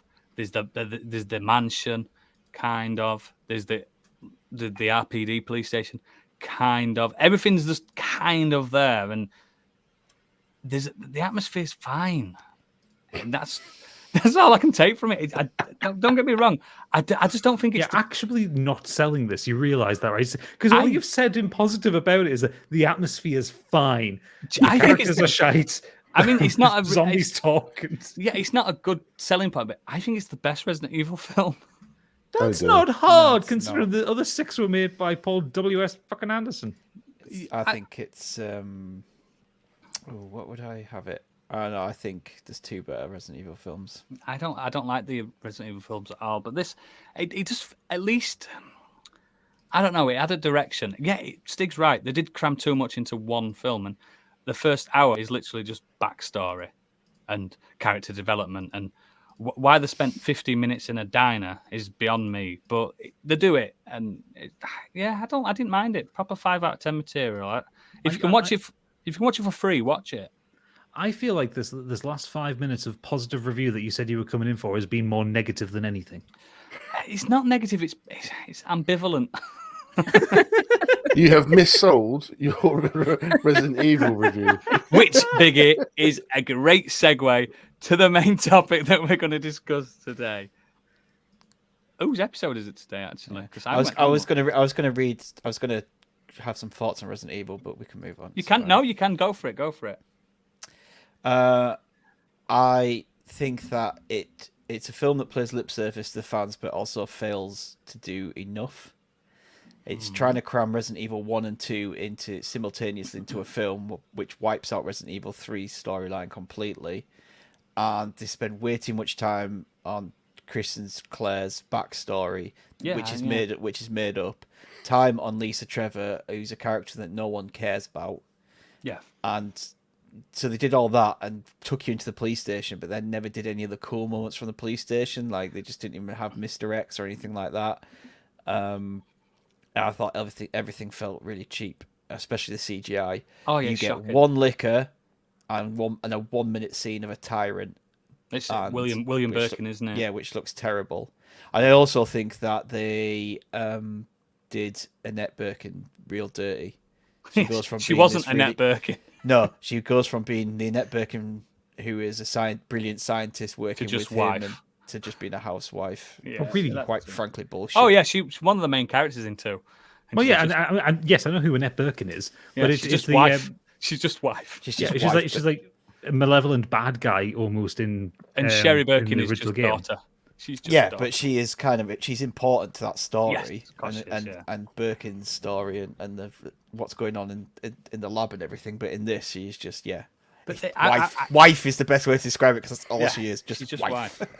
I think I'm kind of playing devil's advocate a little bit, because it doesn't have to be a complete remake of the games, but there's enough in it to see that to make you think that they're trying to be a remake of the game. I get what you're saying, because if you weren't going to do that, you've got the original films, haven't you, that aren't remakes of the games. My issue is that I kind of like the idea of them saying we're going to tell the story of the games, because when everyone does a video game film, it's always like, right, we're going to make a new story with that character, which is perfectly fine, and they've failed pretty every time. This guy said, I'm going to retell that story, but on the screen. This guy that's not directed anything else. And it was just stupid. Like, he's trying to cram in 3 games worth of material into 1 hour and 40-minute film, and by doing so, he actually doesn't even cram 3, and he only manages to get 2 games in. And one and a half mainly, isn't it? Yeah, Nemesis is just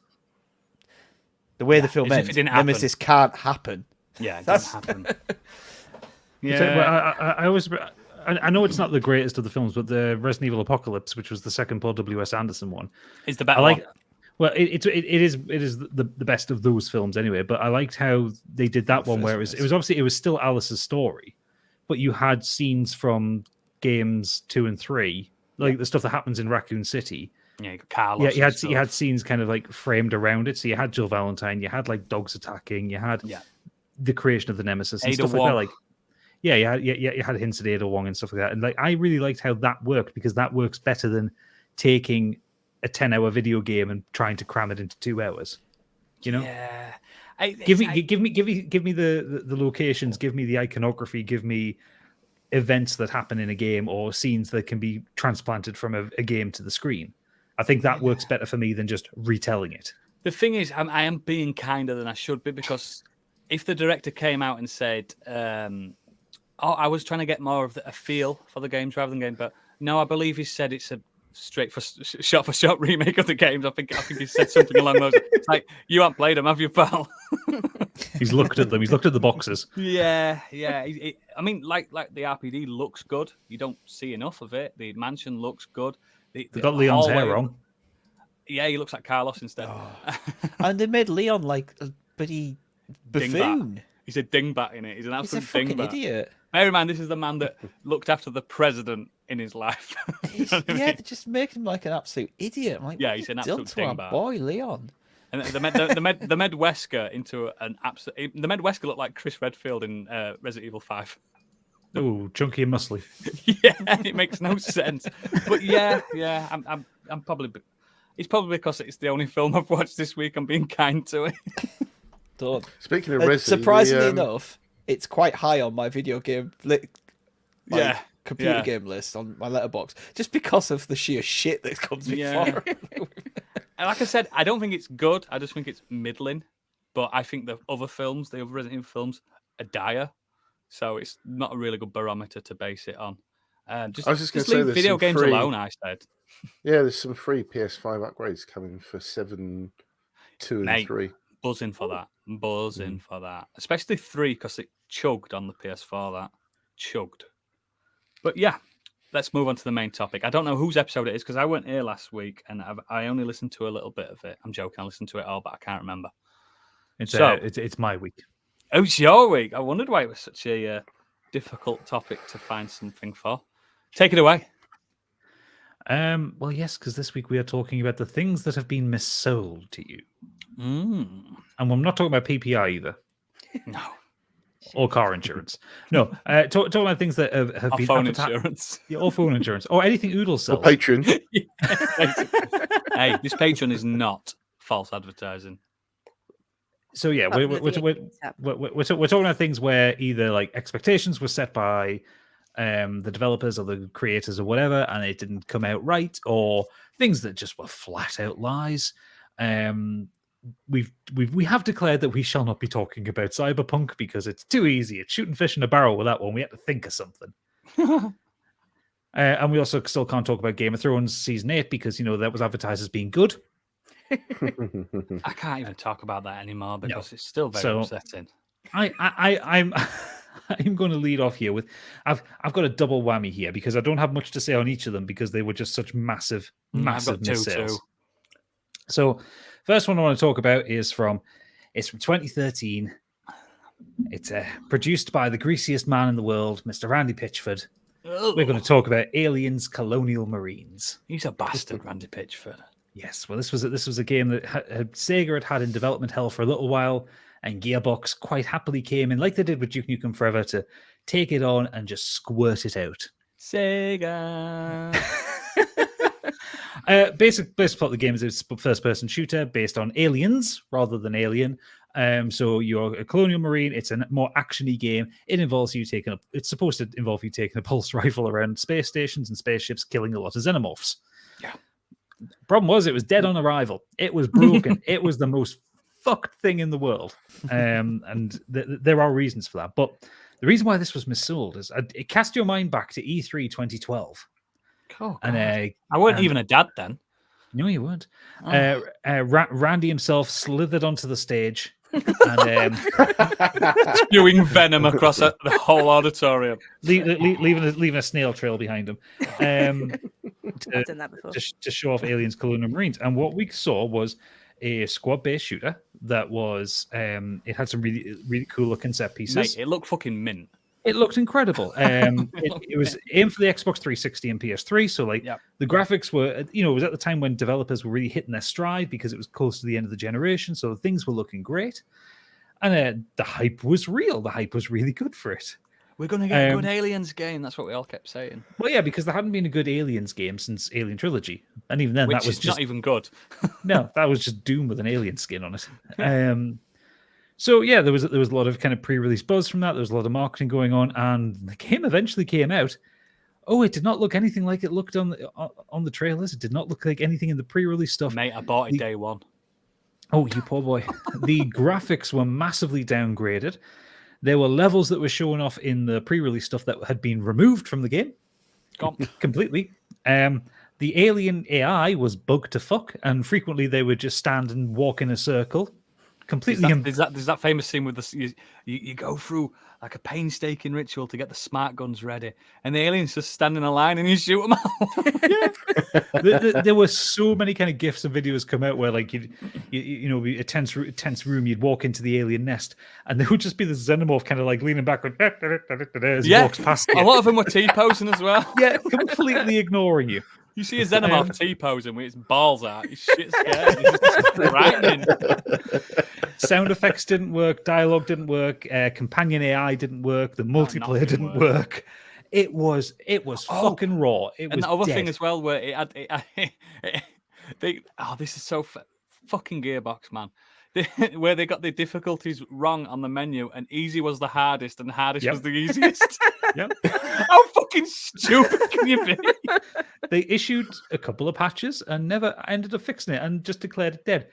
About 5 years later, some enterprising modder was looking through the PC version of it and found that the reason why the alien AI was bugged out was because of a typo in the code. Yeah, one digit, wasn't it? It was one letter, which meant the class operator in the code was misspelled and wouldn't reference to anything.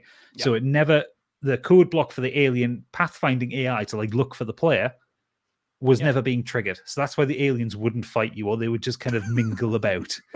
And like the guy was like, he literally just fixed the spelling mistake, booted up the game, and it ran as it was intended. Did you see how it got re-reviewed after that, and they gave it like a 7 out of 10? Yeah, it got absolutely panned when it was. Yeah, and it's just like, it's still not great, but it's pretty good. Like, it's enjoyable, and you can play it. And it's still 3 hours long. Yeah, so yeah, it's just Randy Pitchford. He does this. He did it with Duke Nukem Forever as well. Bigged this up as he was saving that game, and that game was terrible. Shake it, baby. The other one I want to talk about, this one hurt. This one hurt my heart. Because we've talked about it before, and before everyone realized what a collection of sexually aggressive ball sacks they were. Blizzard were good at making video games. Oh, I remember Blizzard being good. And in the early 2000s, they released Warcraft 3. Reign of Chaos. And it were good. It were really fucking good. One of the greatest real-time strategy games ever made. Me and my brother used to play that for hours when we were kids. Like all the time. You went through some fucking mice on that, didn't you? Click it. Oh, absolutely. And that it wasn't optical mice either. It was ones where you had to clean the rubber ball out on them. My ball's all dirty. I'm going to have to clean it. Exactly. Quick. So it was announced in 2018. Warcraft 3 Reforged. And Blizzard promised remodeled characters, new graphics, redoing the cutscenes, redoing the dialogue, giving us new voice modes. Actors, wasn't it? No, same. They got the old voice actors back. That was it, yeah. Yeah, for any new lines, but they were doing their best to kind of keep the old stuff as much as they could, but like give everything a lick of paint, cinematic cutscenes as opposed to just the camera being zoomed in following characters. New UI, better online connectivity, more modding tools, all this kind of thing. Like everything we were asking for, everything that StarCraft 2 has had since 2012, like all the good shit. And everyone was excited for it. And they said it was going to be out that next year in 2019. Everyone was like, oh, yes. And it didn't come out until 2020. And they were like, oh, no. And the review copies what could go wrong in 2020? Nothing. And the review copies didn't go out until the day of release. Oh no. Oh no. It were bad. It were very, very bad. What they had done was nothing. What they had done, actually, no, they had done things. They ruined the game. So the upgraded cutscenes didn't exist. The upgraded character models were upgraded via AI, so they weren't kind of like redrawn or rebuilt. They were done by AI, so they all looked a bit off and a bit weird. It was only kind of like the major heroes that had been redrawn, so characters like Arthas and people like that. They'd been redrawn, but yeah, most of it didn't work. The UI was incomprehensible. The online stuff didn't work for the first couple of days properly. The modding stuff didn't work properly. But there were two worst things that they did to this, besides charging £40 for it. They removed the old version of Warcraft 3 from Battle.net. And if you had it installed on your computer and you had Battle.net installed, it automatically updated you to Reforged. So you lost the old thing regardless. And then they also put in some very difficult new language into their terms and conditions, because you've obviously all heard of Dota, Defense of the Ancients. That was a Warcraft 3 mod. That is a Warcraft 3 mod that has made all of the money. Yeah. It invented a genre, didn't it? Yeah, that Blizzard don't get, because it was a mod. So what they added into the terms and conditions was, if you create new mods or create new game modes, we're getting the money. They own it. No, they're not getting the money. They own it. So anything you create in it is not your own work. That's terrible. Which is terrible. And it was all this thing. And this was also just after the BlizzCon, where we'd had the whole, hey, you guys have phones, don't you? That one. yeah, I remember that. One of the worst announcements ever. That was. Yeah. Oh God. And it was also the same BlizzCon where Blizzard CEO at the time, J. Allen Brack, was on a panel, and some a woman asked a question about, why do all the female characters in Blizzard games have to be so voluptuous? Yeah. And he just says, we like big tits. Oh God. That's crawling. It was terrible. And then Edgelord McGee. Yeah. Shock horror a year or so later in 2021. All the shit came out about Blizzard, and it turns out they are a shower of sweaty ball bags that abuse the shit out of their staff and abuse the shit out of women, to the point where one of them tragically took her life. So you know what? Fuck Blizzard. Fuck all this. And fuck Warcraft 3 Reforged. Yeah, we don't play them anymore. None of their games. Games. Go on, Oodles. What were you missold? Besides that hat. This hat, and it's covering my hair. That hat. It's a perfect hat. Get in the shop and buy that hat. Yeah, get to the shop. It's a very comfy hat, and it's good when you've just got out of the shower to cover your fluffy hair. Woo! Now your hair grows really quick, doesn't it? Sorry, just as an aside. I said this last week. Going on right now, hasn't he? I'm just a hirsute Jew. That's what I am. I grow hair. I grow hair fast. Right. Yes, missold. Back in 2011, zombie fever was at its zenith, maybe. I don't know. I knew I should just put in my. I know exactly where he's going with this. Yeah. I'm just going to leave the podcast now. So, because it's exactly what I was going to do. A game about slapping zombies with a variety of absurd homemade weapons sounds perfect, doesn't it? Oh, he's not going where I thought he was going. Well, back in your box then, Stig. The pod is saved. But where Stig's back. I don't know if you're talking about this, Stig, but I'm talking about Dead Island. No, but mine is 2011 and zombies. Yeah, it was a bad year for zombies. So, Dead Island, Gadget, you'll remember this. And probably I remember the trailer. The trailer was incredible. This is what I'm talking. The trailer was one of the most heartfelt, beautiful, gut-wrenching trailers you can ever see. It was about a girl at the end of her life when zombies kick in and get involved. And I thought, oh my god, we're getting some kind of Walking Dead style action RPG. We didn't, did we? Ooh. We basically got zombies at Butlins. Pod title. So, Techland, I mean, they've redeemed themselves because like Dying Light 2 is Dying Light 2 is supposed to be good. Yeah, they're good. They got there in the end, and it's a bit more somber, and they can still be daft and have cricket bats and stuff because everyone knows cricket bats is the ultimate weapon to kill zombies. Or vinyl.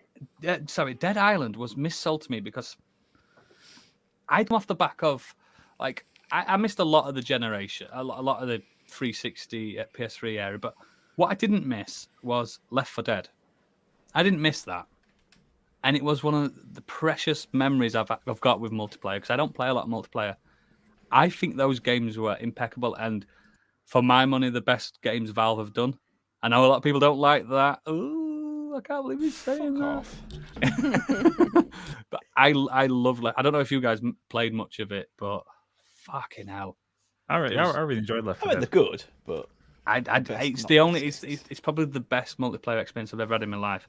And I thought that we're going to get that kind of thing again, but with an adventure, like an open world zombie with realistic realistic physics and a somber, scary, like, is man the real enemy kind of vibe to it. No, as I said, it's just zombies in Butlins, and it's fucking shit. I'm sorry, I know people like Dead Island, but I think it's fucking crap. To be fair, it was buggy as all fuck. It didn't work very well. No, I fell off it hard. It had nothing of the quality that was in the trailer, because the trailer was the one that was going backwards, wasn't it? It was it was like the family being bit in the hotel room, and it was the kind of it all went backwards, and it was a really well done trailer. I was so hyped for it off that trailer. And it did the mortal sin of casting a black character, a white man doing a black man's voice. That's always a bad thing. So yeah, I thought, because that character, I was like, he's actually, he were a hip hop star. This, because you could pick like one of 4 characters or something like that. He's a hip hop star. He's just on holiday. I'll be him. And then he started talking. I'm like, and this was 2011. I was like, oh my god, this is terrible. Oh no, I can't believe he's saying these words. Do you know what I mean? It's just really bad. And then at the beginning, you pick up a radio, and it tells you to get out of the hotel, and it's quite tense, isn't it? There's a bit of stealth, and you've got not much weapons, and then you get out, and it's just fucking crap. It's fetch quest after fetch quest, and it's not like Dead Rising did that, didn't it? But that was more of an arcadey game, wasn't it? Dead Rising. Yeah, it was supposed to be stupid. This didn't know what its mood was, did it? Yeah, it wasn't sure whether it was a horror or an action or a killer-thon. Couldn't you drive a vehicle in it as well? Yeah, but it was terrible. That was Riptide, I think. They put vehicles into the second one. Yeah. There is vehicles in the first one. There is vehicles, and it's shocking. It's really bad. Yeah, and the controls terrible. They did stupid things, like your home base was on a boat, but you had to you couldn't get to it quite easily. Do you know when it's supposed to be easy to get back to your home base and just relax? Like, it was a struggle to get to, and not because of the zombies, but because it's just a shit home base. And it's just so bad. Like, it was a melee focused game as well. You didn't get guns until really late on, and these zombies were indestructible. They were so overpowered. Like, here you go, you've got a javelin. You'd think a javelin in a zombie's brain would kill it, wouldn't you? No, it doesn't kill it. And it's just really, really shy. And it's a shame, but at least Techland have bounced back, haven't they? Because they're a good dev team, because they support their games for years to come, don't they? Yeah, but I mean, Techland are guilty of several crimes. Which ones? Well, most precisely the collector's edition of Dead Island Riptide. Oh, if anyone remembers that. Yeah. The good. I'm putting it on screen for the YouTube people. Yeah. Oh no. For the listeners, it's basically Jerry Halliwell's torso. Yeah, effectively, it's a woman's torso with the arms and the head bitten off, and wearing a Union Jack bikini with like inflatable tits. Yeah, have you noticed how her boobs are perfect? Yeah, they're not even covered in blood or anything. There's no blood, there's no bite marks or anything. If I was a zombie, I'd go straight for the boobs. Stig, they literally look like a pair of buns. Stig, you've clearly never seen a boob in your life. You know they are immune to blood. So I can confirm. But those literally just look like a pair of buns just stuck on as an afterthought. Yeah. Do you know what that looks like to me? It's like when they actually cut into it and it's actually a cake. Yes. Yes. Yes, it does. But yeah, like Techland have redeemed themselves with like Dying Light. Yeah, it's a good game, and the multiplayer works in that. Yeah, the 3 Dead Island games were not good in the slightest. There's 3, Jesus. Yeah, there was 3. I played the first one on Riptide, and Riptide is basically a tower defense game, isn't it? But with zombies. Yes. It's shite. It was shit out in 2 years, and it was just basically it should In have the been like same an map. expansion. It should have been an expansion pack to the first Dead Island. Yeah, it should have been, but it was a full priced game. But yeah, I was really upset with that because I needed it, and not until I think like Dying Light. What's the one with the motorbike one that I really like? Days Gone. Days Gone. They've got zombies right, in my opinion. They've really. I've not played Dying Light 2, but I'm looking forward to playing it. Like, I didn't adore Dying Light until the DLC. Yeah, the following DLC was fantastic. The They DLC managed to get their really driving good. right. Yeah, they did. They did. But yeah, the next thing, I can't talk about it too much. It's kind of missold, but I don't hate it. Does this count? Go on then. Yeah. Try it. Robert Rodriguez, remember him? Desperado. Yeah. I remember a friend saying I was too young. We've got to see this new crime film about two convicts escaping a heist gone wrong. The Gecko Brothers, they were called. So they're on the run from the Texas police and the FBI after a crime spree in the Southwest. They end up in Mexico. These two brothers. The brothers are George Clooney and Quentin Tarantino. And they go to a bar, just a little top me up. The Titty Twister, I believe it's called. We've got big pussy, we've got little pussy. If you can find better pussy, fuck it. That guy. I think it's one of Cheech and Chong, and it's one of them. It's one of those. Cheech Marin. Yeah. They go to. I thought, this has took a bit of a twist. It's funny here. And then Selma Hayek becomes a vampire. What the fuck? That film. That was such a great twist, though. I don't think it's necessarily that it's missold. I think they deliberately hid the twist in the marketing. Yeah, it was missold in a good, positive way because I did not see this coming. I think it's an hour and a half, isn't it, before you see vampires in it? And then they bastardized the franchise and just made these weird ones that Robert Rodriguez didn't even touch. But yeah, did you ever see the TV series of From Dusk Till Dawn? Apparently, it's good. No, it didn't. Is it not? No, it not. Didn't they make it super serious? Yeah, they did. Oh, It lost the camp brilliance of the. I believe it wasn't finished either. It was cancelled before it was finished. Yeah, it was cancelled halfway through the second season. I think Tarantino is obviously not the greatest actor in the world at all, but his role in that at the beginning as the sort of unstable brother was just kind of. I thought the dynamic between the two was going to be quite interesting. And that's why I thought that movie was obsessed with going, a very young, a very, very young Juliette Lewis, wasn't it? Yeah, it just seemed like it was going to be like a really weird sort of like. It's got fucking Harvey Keitel in it. Do you know what I mean? Just what a turn that was. My mind was blown watching that. Just because nobody talked about it. Nobody talked about it. The funny thing is, in the US trailer, it was revealed it was a vampire film. In the European trailer, it wasn't.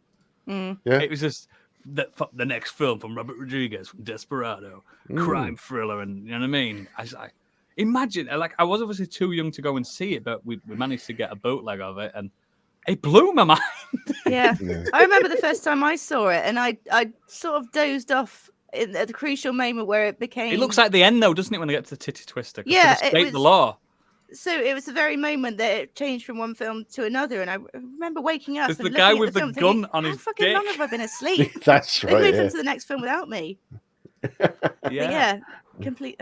I love it though. It's such a good film. Fucking wild, yeah. But it was completely missold to me, and probably thousands of people because a lot of people's favorite genre is those crime escapade like Thelma and Louise. Do you know what I mean? And that's what it feels like, a bit of a Thelma and Louise film until they get to the Titty Twist. It all goes to hell. Oh God, that's the last one I've got. I've got some honorable mentions that I've not really enough to chat about, but yeah, those missold. But fucking Dead Island, man, fuck that shit. Excellent. Candy, what have you brought? I just have the one, and this one also hurt deep. I'm going to talk about the brutal day I was betrayed by Jack Black, who up until that moment was one of my favourites. He went down on the husband list, didn't he? For that one, he almost got kicked off the husband list. He's back on, but still, he was skating on thin ice for a minute. So it was the year 2009, and I was a bright-eyed, bushy-tailed little candy machine, dressed head to toe in black denim and leather, and smelling a Jack Daniels and covered in the grass stains of Ozfest. 80s hair metal was enjoying a bit of a resurgence thanks to Motley Crue's Carnival of Sins tour. The Xbox 360 and the PS3 had kind of found their feet. They've been out for a couple of years. They were churning out some fantastic open world RPG sandbox games. The Tenacious D Pick of Destiny movie had released a couple of years earlier to mediocre applause. Did you like it? Of course I liked it. Fuck. It is a masterpiece, and I won't hear anything said against it. No, I'm not hearing it. Sorry, I missed what you said. Was the masterpiece? Pick a Destiny film. Pick a Destiny. Oscar worthy. It's crap in its day. Anyway, the point is, life was good. Life wasn't good. A trailer came out from Double Fine Games, the creators of Psychonauts and Grim Fandango, for a game called Brutal Legends. The trailer brought us Jack Black playing main character Eddie, who was a roadie who looked like Jack Black cosplaying as Glenn. Was it Eddie Riggs or something like that? Eddie Riggs, yeah. Eddie Riggs. Cosplaying as Glenn Danzig, basically. Yeah, he was Danzig.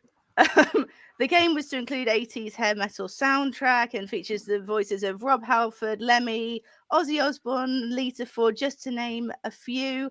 And the trailer, it featured some clips of gameplay which showed off like an open world sandbox style It was adventure like game. Zelda, wasn't it? Yep, huge map, side quests, some good old hack and slash combat. A badass looking car. Badass looking car, banging soundtrack. That it was the whole package basically. But this tale takes a turn.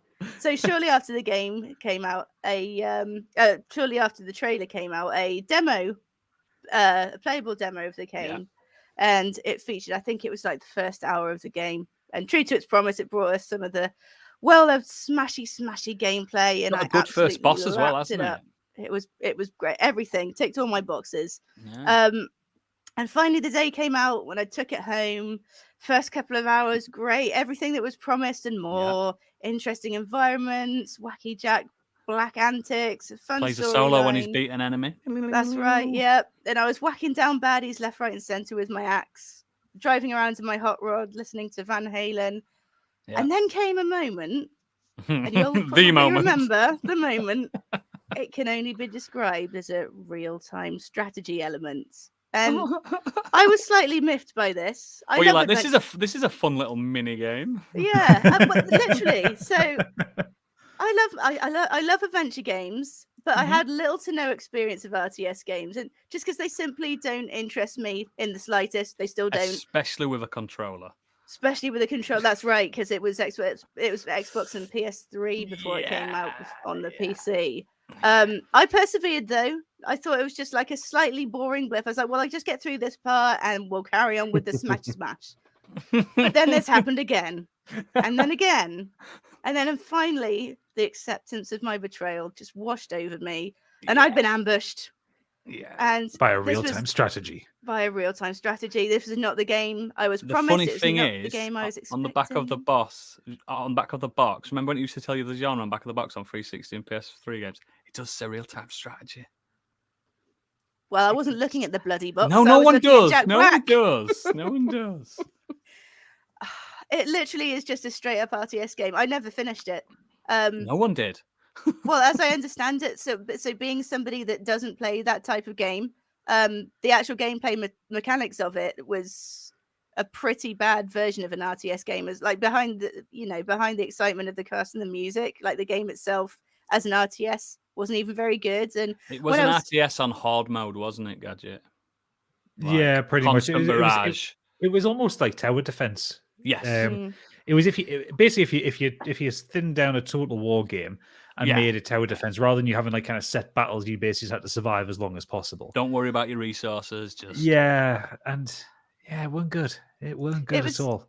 The turning point for me was when you get your character gets wings, and then you can, so rather than it being like a top down camera angle, you're kind of flying around above it. I was like, oh no, this is the game that it is. Yeah. But you could go down and kind of help out your troops, but for what it was, there was no point. You had no agency on the battle. And they were all like the same character models and everything. You remember you had those, your troops were kind of the headbangers. They just go around banging their heads. But yeah, when I was kind of researching it, trying to refresh my memory about the whole sort of fiasco, apparently it was literally a deliberate case of trying to trick people, because Tim Schafer actually did want to make a fully RTS game, but EA stepped in. That was a thing all along. Yeah. Just looking at the Steam page now, and the description says Brutal Legend is an action adventure that marries visceral action combat with open world freedom. Set in a universe somewhere between Lord of the Rings and Spinal Tap. It's a fresh take on the action driving genre. It still lies. I can't believe it still lies today. It's a real-time strategy game, a bad one.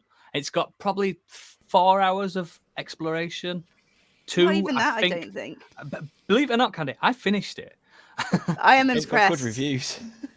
It's very, very positive on Steam, and so for some reason it's in my library. I don't remember buying this on PC. I think you probably got to give them for free. They forced it on you.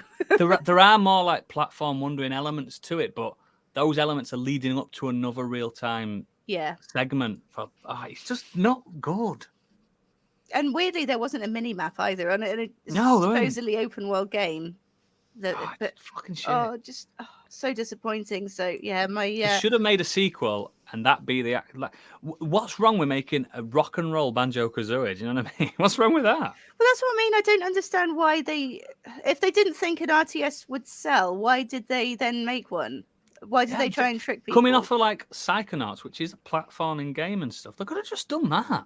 Yeah. What's that one that you like? That the one where the guy's doing a platform and he's riffing his guitar as he's killing everybody. You guys played that recently? Oh yeah, the Artful Escape. You don't kill anyone, eh? No, you don't kill anyone. Oh, okay. You just play guitar. That's an endless runner, that one. Yeah. Run around playing the guitar with lots of nice visuals. Don't get me wrong, it's brilliant. Yeah. But yeah, that's the day the part of my love for Jack Black died. Do you know it was Brutal Legend that it was around then when I went and did a bit of traveling as well, and I remember like losing faith in games. You know, when you have that couple, I don't know if you guys have ever had it. You have that couple of years where you just nothing intrigues you anymore. When it was like Assassin's Creed 2, Assassin's Creed Revelations, I'm just like, I'm done. And funnily enough, sometimes it takes a new generation to drag you back in. Yeah, I mean, when we were talking earlier, we've all sort of spoken about games that have kind of come out around the same time. So I wonder if there was a trend of like trying to trick people, and they've actually brought that back a little bit. Kind of 2008 to 2012 was a weird time in games because it was when the marketing budgets were getting bigger than the development budgets, and they were trying to sell everything to everyone. That's when you start getting like a lot lot of voiceovers in games, and seeing games for the first time on buses. All that. It's like, what's happening here? Trailers. There's trailers on that. Yeah, you only ever saw like advertisements for video games when it was like a new Grand Theft Auto or something like that. But it's brilliant, odd, isn't it? Stig, what did you end up settling on? Okay, in 2011, that involved zombies. Yeah, so zombies. The thing is, I was worried when you said 2011 zombies because earlier we were talking in our Discord, and Gadget, who was originally going to pick something that I'd picked, I thought, fuck's sake, that means I have to pick something else. And then when you said that, I was like, have you just chosen what I've chosen? Even though I didn't interact, I did read it. Don't worry. Yeah, I want to. Can I talk about the one that you were going to pick first, quickly? Yeah, sure. Before I move on to my main one. Yeah, so the first one was Sweeney Todd, the Demon Barber of Fleet Street. The Demon Barber of Fleet Street. So, if like me, this came out when I was 21, I wasn't really into musicals back then, but Johnny Depp was kind of the flavour of the decade, wasn't he? In the 90s, he was topic at the moment. Yeah, and he was in a lot of things. He was riding off the success of the likes of Pirates, and he was. He discovered eyeliner, didn't he? His trailer came out for what looked like this weird Tim Burton horror-esque film of a guy killing and butchering it. People coming into his barber shop, and it looked good. It looked interesting. It did look good, mate. And then cue me sitting down to watch it in the cinema, and people started singing and dancing. Yeah. They're not even that good though. That's the problem. It's not a good musical. Yeah, they really aren't. I know now that this is obviously based on the musical by Stephen Sondheim and Hugh Wheeler that apparently is critically acclaimed. And it's really good, and everyone thinks it's really good. But Tim Burton didn't. He did not advertise it like that at all. So when I was considering doing it, I went and I rewatched like the original release trailer for it. Yeah, me too. I did that. too. There is not a bit. There was one bit of singing in there, but it's the bit where like Sweeney Todd's running, going, "Hello, you," and like as if he's like trying to get business. And it's, the thing is, I can't remember which came first, this or From Hell, which is another From Hell Victorian. came first. That was it, And Johnny Depp was excellent in From Hell, which is the comic book adaptation. And I thought it was going to be another one of those. Yeah, I thought it looked to me like it was this kind of Jack the Ripper-esque horror film. A with Victorian Tim Burton slasher. twist with Johnny Depp playing a weird character. It's like, oh, this looks fucking brilliant. It did. I'd like to rewatch it again now. I have grown to love musicals over the last few years a lot more than I ever did. The problem is, and a lot of I critics know said that they this. can't sing in it. They've actually the problem. changed. They actually changed the score to fit the Johnny Depp's vocal range. Yeah, it's a different. It's in a different key and stuff. The thing is, as well, Tim Burton did he had the audacity to make 3 new songs for it, and they're terrible. Don't fuck up a critically acclaimed musical. That opening song is one of the new ones where it's where he's talking about London being a bit of piece of shit and stuff like that. Yeah, don't write Tim Burton. Stick to stripy things and skeletons. Especially when you like take don't try and out Sondheim. Yeah, exactly. One of Broadway's like most celebrated musical. It would be like you write.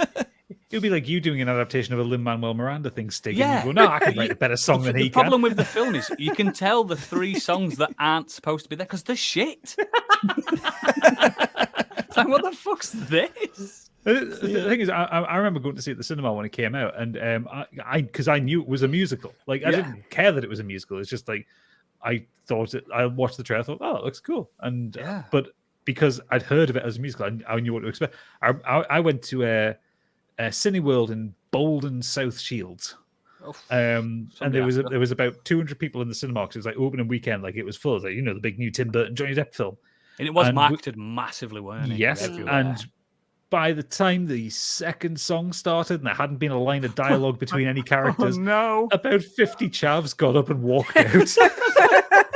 Because you completely understand why. Because horror films at the cinema, they're big draws for people, especially for young people, for mid to late teenagers, early 20s. They're a huge seller to that kind of market. If you saw that trailer, you think, oh, Johnny Depp, obviously he's massive at the time. I know it's Tim Burton. He's come off the back of From Hell and Sleepy Hollow. Yeah, and Pirates. And Pirates, yeah. You think, I'm well into this. I'll go there, and then you not know it's a musical. You'd be like, what the fuck? And the thing is with this film is that it actually received complaints to trading standards or whatever it is, the advertising standards. People actually put official complaints in because it wasn't advertised as a musical. It wasn't. The 2.5-minute trailer did feature all of the dialogue in the film. Yeah. It had a the trailer features as well, didn't it, to kind of features explain. about 5 to 10 seconds of Johnny Depp kind of singing along, and you wouldn't get that this is a musical from that. You would get that. You would have this to is know just that a it was a guy musical. wandering around singing his song to himself. Just when you thought it was safe to go back to the barbers, Johnny Because Depp. in most trailers, what would happen is you would do the little bit, and you'd have the sing, like the song, and then it would kick into gear and start to show in the dance and the song numbers in the trailer, so people know it's a musical. Like The Greatest Showman. No one don't do that. Yeah, exactly. Great Showman. You knew what you were getting into. It's fucking bollocks. The thing is also Sweeney Todd's unusual as a musical because it's a very dour musical. Like it's easy to make it. It's easy to make a trailer for. But it's easy to make a trailer for something like Greatest Showman or Hamilton or anything else like that because the songs are generally uplifting, or like they're all in a major key, and you can put a trailer across them. Kind of hard with the songs in Sweeney Todd. It is a film to slit your wrists to, or throat, I will say Sacha Baron Cohen was very good in it. He's the best thing in it. Yeah, he was the highlight. But I think Helena Bonham Carter was terrible in it. Yeah, she's been Johnny terrible Depp in was films terrible for a while. Even never forget that she was the good ape in Planet of the Apes. Oh yeah. Even Alan Rickman was bad. Alan Rickman was bad in it. He went full ham. Yeah. And Alan Rickman can't sing either.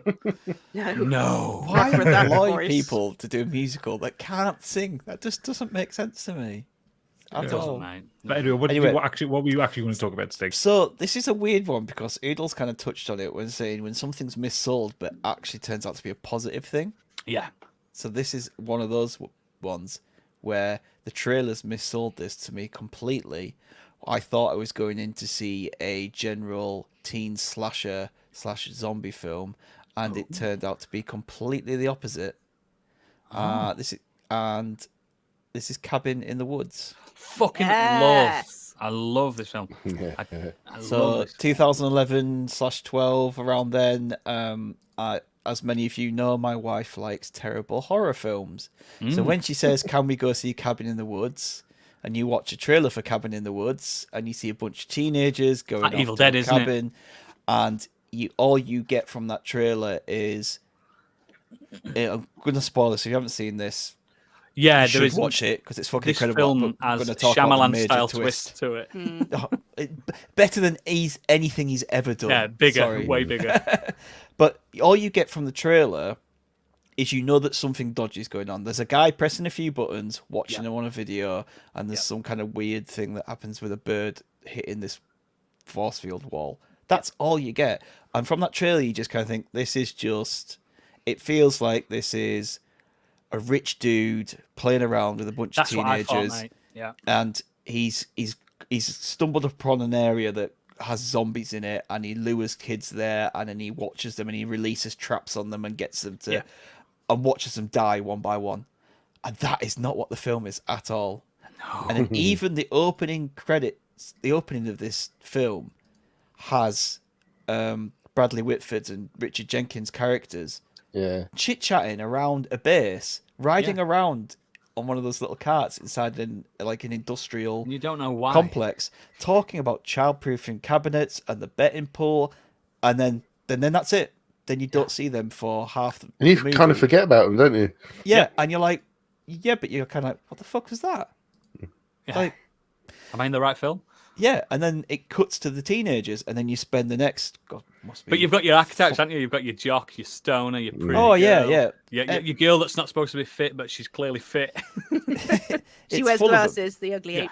Yeah. It starts a Chris Hello. Hemsworth pre-Avengers, or just around the time he was getting into Thor. Absolutely stunning. And about halfway through this film, it takes a massive twist from what just seems like a Evil Dead rip-off, where they find a Book of the Dead and some zombies come out of the ground and attack them. Yeah. And then they realise that they can't get out. And the way that they do that, I fucking love that scene where he tries to jump over the ravine on his bike. Yeah. It's so good.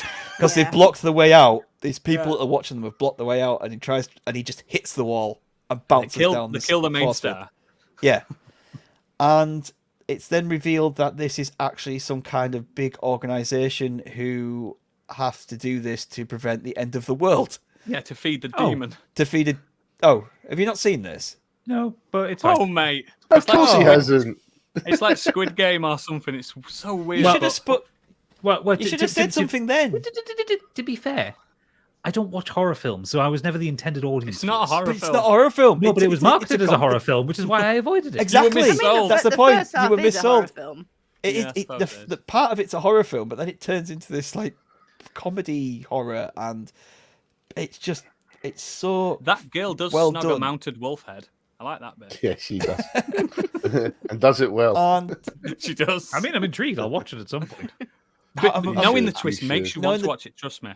yeah, I'm disappointed that I didn't know about. I wish I'd have spoken up because the twist is actually one of the best things in it, where it goes from what just seems like a general like horror film, where you think, oh, these teenagers are going to get killed off one by one, and the girl will survive, or blah blah blah. It's your typical horror affair. There's some evil dude watching them and playing with them, but then it's just flips it on its head and it turns it completely meta. It knows what it is. It's completely self-referential, and yeah, the whole twist on it is It's incredible. So You know about the ending? Yeah, the ending is so good. Incredible. You know about the monster cameos, don't there? There's loads of famous monsters. Oh yeah, yeah, all the different monsters and stuff. It's really hard to spot them all. To get your feel to it in a weird way, how things change. Did you finish Outlast? Yeah, I finished Outlast. Do you remember how you get in and it's like, oh, you're in an asylum and you're hard hitting journalists, and then you find out there's some kind of secret base underneath, and it goes supernatural for a bit. It goes turn fucking out mental. it's science fiction. And yeah, then he does that. He does that. Okay, but better. And there's less Willies. fair enough. But yeah, that was one of those films where I thought I was just going to cinema with Kate to watch a generic horror flick. Is it J.J. Abrams or somebody famous that does it? No, Joss Whedon wrote it. Joss Whedon, that's it. But other than that, yeah. But yeah, other than that, it's one of those ones where the mis-selling worked, and surprisingly, there's I don't know why, but somehow, the plot twists and the Twitter that just didn't. I mean, it was 2011, so Twitter and Facebook were around. Yeah, you never saw anything. Now we're probably the first media outlet to spoil it ever. Yeah, everyone spoils stuff over stuff now, doesn't it? So it's one that I didn't know what was coming at all. It might be one of those things where people just respected the spoiler. You know, it's like Oodles managed to get however long it was until he got to the end of BioShock. You know, still shocks me. And you know, people don't spoil that particular spoiler because it is, so they'll reference it, but they never say what it actually is. I do also think that, I mean, there are still people who have, like yourself. Then I don't watch horror films. You thought it was just a generic horror film. Yeah. Yeah, I think there's a lot of people just thought that. So Gadget, it goes full Lovecraft. I'm into it. I'll watch Cosmic Horror. I do like Cosmic Horror. It's always on Netflix or Prime. It's always around. Isn't it? It's an insane. It's always on 4OD come Halloween. It's one of those big ones that they always drop. I think it's because it came around after Cabin Fever remake as well. That's right. And that is a dour, somber horror film.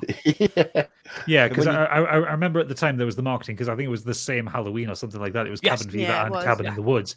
And I remember being at the cinema with my ex-wife going, why are two films involving cabins? Yeah, I mean, exactly. It sounds so generic. It's a cabin in the woods. Yeah, it's deliberate, isn't it? It's deliberate. Yeah. It's really fucking good. It is meta, and I will say it again. I'm not going to say it a third time, but it is the most META film in that kind of genre that I have actually seen. And it does a bit like The Sixth Sense, where the second watch makes you go, it's got a little bit of that to it as well. Like, and knowing the twist would make, I believe it would get people to watch it because it's not scary. Well, I tell you what, I will add it to the list. That list is too fucking big, mate. I've got Gadget's film movie club list on Letterboxd. Whenever he talks about films, I've not watched that. I'm adding it to coming to a patron near you. Gadget's movie club. Anyway, speaking of people who need to watch movies for Patreon, Biggie, finish us off. You guys are shit. I'm waiting for him to have free time to do it. Turns out the man's got a family and does things. Are you saying that Vin Diesel and his family and that are more as important as your own? Exactly. You disrespect Big Dom. Disgusting behaviour. So, this is 1942. Shut up. So, one of the games that first got me into first-person shooters was Halo, and I was a big fan of Halo. Played Halo 2, thought it was all right, but I drifted off from the Xbox to the PlayStation, so I never got to play the rest of the Halo games, but got very excited when I was at EGX and saw a trailer for Destiny. Destiny. And when Destiny, to me, the trailer that they sold to me of what this game's going to be is technically not what the game was when I had it in my. It was marketed as the Halo console. Killer, wasn't it? I thought it was Killzone. I thought that's where this was going. I saw Killzone and I was told it was going to be a good game. It turns out it's just brown. The problem with Destiny for me, because don't get me wrong, it's a fucking excellent game, and I spent hours and hours and hours on that game. But it's not the game I thought it was going to be. Because to me, it was sold as, like you say, the Halo beta. It was going to have a campaign. We were told you could play it single player with your friends. Yeah, you could play it with your friends. You were going to be involved in other people's games or their missions to do this kind of game. There was going to be new content all the time. Yeah. There was going to be worlds that you could travel to. I think it said each planet was going to be bigger than the entirety of Halo Reach. I don't know how big that was. There's playable terrain. You see, the inexplicable story, I just don't have no time to explain. You've got to go to a separate website to read up about the lore. I just couldn't understand the Grimoire why they did that. Were brilliant. It was fantastic. They were, but they should have been in the game itself. Yes, to direct you away from what you're playing to go and have a look about what the fuck you're playing for. Yeah, in the middle of a raid. Sorry, guys, I just need to read this Grimoire. I just generally half the time, once you'd obviously done the campaign or you did the first strike, it was entertaining because you've not done it before. But then it was so fucking repetitive. They said you were never going to get bored playing that game. But it was the same thing all the time. You moved to all the different planets, and it was the same public events would appear. You knew where the enemy was going to be all the time.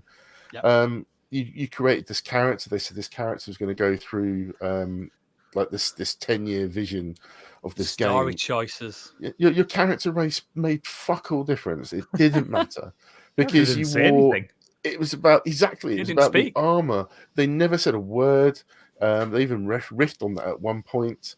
It's all about the loot. It fucking was, but the RNG was fucking tighter than this country. It was promised just me a wizard on the moon.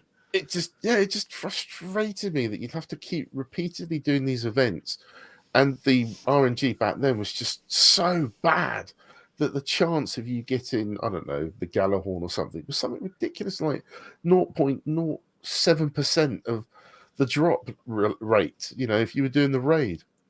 The grind was awful. It was fun to begin with, but then it really did become that grind. It went on and on and on.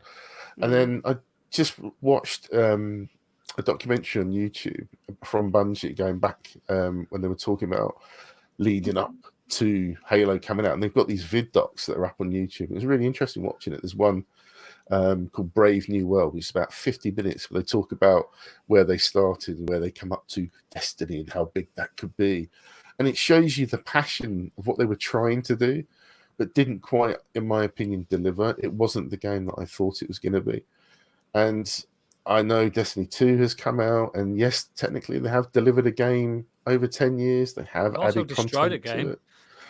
But they have changed so much of it. And I played it to death. I played Destiny 1, I played Destiny 2, but I just dropped off eventually because as much as I enjoyed the multiplayer, the PvP was great. It was fun. It got balked at times. But just overall, it was more about just playing with my mates. To this day, I still have no idea what's happening in that story. I just never read the lore. The best thing is, Bungie had no idea what was happening. No, in that they story. made it up as they went along. Yeah, they actually said like the whole kind of thing. They don't know what the Traveler is. They don't have an ending, do they yet? No, they don't have an ending. They don't know what the darkness was because in the original story they referenced this concept of the darkness came from the Traveler or something like that. That's really generic. Yeah, it's really as generic as possible. But it's just in Hawkins, isn't it? Yeah, I was going to say it's the band. That's the end game. You go into a room, it's Justin Hawkins, and the band just playing. They said recently that like the concept of the darkness in the Destiny lore, they don't actually know what it was. They just said it was supposed to be a miasma of darkness, and but they just said it for the sake of the cutscene and thought they would write it later. Yeah, but it was such a. I mean, it wasn't that it was a lazily written game because there was a lot of good lore in it. But the problem was, the game got rebooted like 2 years before it came out, so that's why none of it makes sense. It's just that it got cut. The story didn't make sense. There's areas that blocked off. I mean, the graphics. Don't get me wrong, it looks amazing. It's a game by Bungie, so the gunplay is phenomenal. That's what I was a lot of say. It does work. It plays great. It is, but it just. It's rubbish. Sorry, since I played Destiny 2, I never got into Destiny 1, so I thought I'll jump into Destiny 2 when that came out. Yep. Yeah, it's a great shooter, but I find myself just enjoying whatever story missions they do, and every time we do Is it raid? I don't know what they call raid. it. A raid. The raid's I'd a get big strike. one where you need 6 people. The strike. strikes, Yeah, it bores you can the do the shit 3 out or of me. 4. The thing is, Honestly, right? just repetitive. Stop. Oh, we've all died. Go back to the beginning. Do it again. Oh, we've all died. Go back and do it again. And now I've got a friend who he's put so many hours into it. And he loves it. God bless him. But like when we did a raid, he was just like, right, guys, you got to do this, got to do that. And I was like, I'm just listening to instructions. Yeah, it's not boring fun, life out of me. I'm listening to someone who knows what they've done. Tell me what to do. There is a massive problem with Destiny, and cause I love Destiny 1 after like the Taken King. Is it Taken King? What was it called when they changed it all? They changed it with King. different Yeah, influence, yeah, but when that Taken happened- King's a big one. Yeah, that was really, really good. But that was like a campaign. And Destiny 2 started, the Red War that they had was such an incredible campaign. Guess what? You can't play it anymore. It's gone. They pulled stuff away out. It's just bought the fucking DLC. Yeah, it's gone. You can't Because it play was on sale. And then about 2 weeks later, they announced we're going to blow up this planet. Yeah. So I can't play it anymore. I think At that that is point, I was like, nah, I'm done with this game. that is mis-selling on an abhorrent level. You shouldn't do that. There should be at least an option in the menu to play through a campaign that Do you existed. remember, right? Yeah, I should got be. I bought that and I can't play it. I think it's disgusting. I got the special Sorry, edition for the original Destiny. Yeah. So I think you either got a digital version, that one, and I think there was a limited edition one, which is like There the was, big one. yeah. And then the expansions would come out. And then they said, right, for you to play this, you had like Need 4 £40. options. And you had to rebuy the game again, Yep. plus the expansion. And then they did it again. And then Or they did it if you again. buy it at the end of its life, you get all of it for one price. It was so insulting to everyone that had spent all their money beforehand, the loyal people that had built that game up, to then do. It's And I such know a this is a shame because new. it's such a great playing game. It's incredible. I don't even like This is first-person a shooters, new but type I of like game, isn't Destiny. it? We've not come across this kind of way they've done this before, in a way, as far as I'm aware. Have you booted it up in last year or so? I spoke about that on this podcast. I don't know what to do on it anymore. Twice. I did when I got my didn't Xbox either. because it was on Game Pass at the time. Yeah. And I What do you remember- do on it anymore? Well, you see, I remember loading it up, and obviously because I didn't have an Xbox profile for Destiny, I had it on the PlayStation. You play so I the had to- original level, don't you, from the first game? Well, that was it. Like it loads up, and you're in the Cosmos room, like at the very start That's of not what Destiny happened 1. originally. And I'm like, and because I remember I had it on PC and as well for Destiny 2, I was just Started like, with the Red that War, was the didn't it? Red War stuff, and that was a really good Farm. opening level and stuff like that. But yeah, you open up and you're like at the very first level of the first game. You're like, makes no hang on, what sense. game did I install? And then after you beat the first level, you get the final cutscene from the original Red War, and then what the fuck's happening? It just makes whole no game. sense. And It the thing that I also was does really thinking of- stupid stuff. Sorry, Big. It also really does stupid stuff with like, I just hate the design of some of the enemies. I do, mate. The Vex are generic as fuck. The Yeah. Cabal make no fucking sense. The whatever the other ones, the fucking weird kind of Skaven looking things, they're just terrible. It's like the game. They haven't evolved the game at all because there's nothing new in it in Destiny 2. There was nothing new from Destiny 1 to 2. And new guns. That's what people find it like. That's Oh, the well, addiction, isn't it? they did put in that Everlight store so you can spend real money on things. Oh, yeah, why not? It became microtransactional. You also had my mate Flem. He said that the thing that put him off the most was that what I referred to earlier as well is the fact that you know where all the enemies are. There's none of this random. Let's have the boss different. Let's do this strike, but have it reverse or something stupid like that. Do you know what I mean? You Just have world events, and different. it's always the same four. It's world the events. same thing Yeah. every time. It's not. People nothing love it. I'm random. like Stig. I know people that still put so much time into it every And day. it is a good all game, the and that's time. the thing that hurts It me. plays It's incredible. I thought it was going to be a bit like Borderlands, where you had this kind of, you could play it solo or you could play it with your mates. It had this story to it that you'd be doing these side missions. That's to me how I envisioned it. It looked like it was going to be like a really cool. They've recently had a new Borderlands in its own way. expansion, haven't they? And everyone's saying, "This is it. Destiny's back." Yeah. I'm like, where's it fucking been? Well, no, Witch it's Queen, out soon. It's the Witch Queen, yeah. Yeah, that's it. It's back, guys. It's back. I- It shouldn't have left. I've just uninstalled it. I'm just looking at it now. I'm looking at my Steam. I haven't played it since the 12th of December 2020. It's like, I'm not going to play it again. I think that was. I have that was, mates that play it, and was the last time I played it. 1 and 2, and they still play it, and they drop off it and they go back for the big event, like the new after the 30 quid that they've spent for it. But I it's just can't be bothered. Yeah, I don't know what It they're lost doing me on now. the Crucible stuff. Like I was playing the original, like the one player stuff, and that was starting to get grindy. And then kind of to progress and do some of the other stuff, you had to get all these achievements in Crucible. It's like, I don't like doing this. Remember stuff. that So first raid? It forces you to play PvP, which games should never do. The first raid on Destiny 2, the pyramid one. Fuck that. Fuck that to hell. They were good fun once you got your head around them. No, because like Stig says, you've got one person that's done it telling you, guys, we're going to do this. That happens stand a lot. Stand on this. Stand on that. Don't move. The fun is working it out. We're going to start again. To do it. That was the fun of it. And then, like you say, when you want to do the grind to get the weapons, then you have to have somebody doing that whole directional thing. And if somebody It's such keeps a shame because it's such a great. I'd love trying to to get mates together, it's hard to get 6 on a night that's going to spend about 5 hours doing the raid. Oh fuck! Imagine them using that game engine that they've created and for something good. A single player like 10-hour campaign with that gunplay. Give me that. I'd be. I just think that. I'd be up in that shit.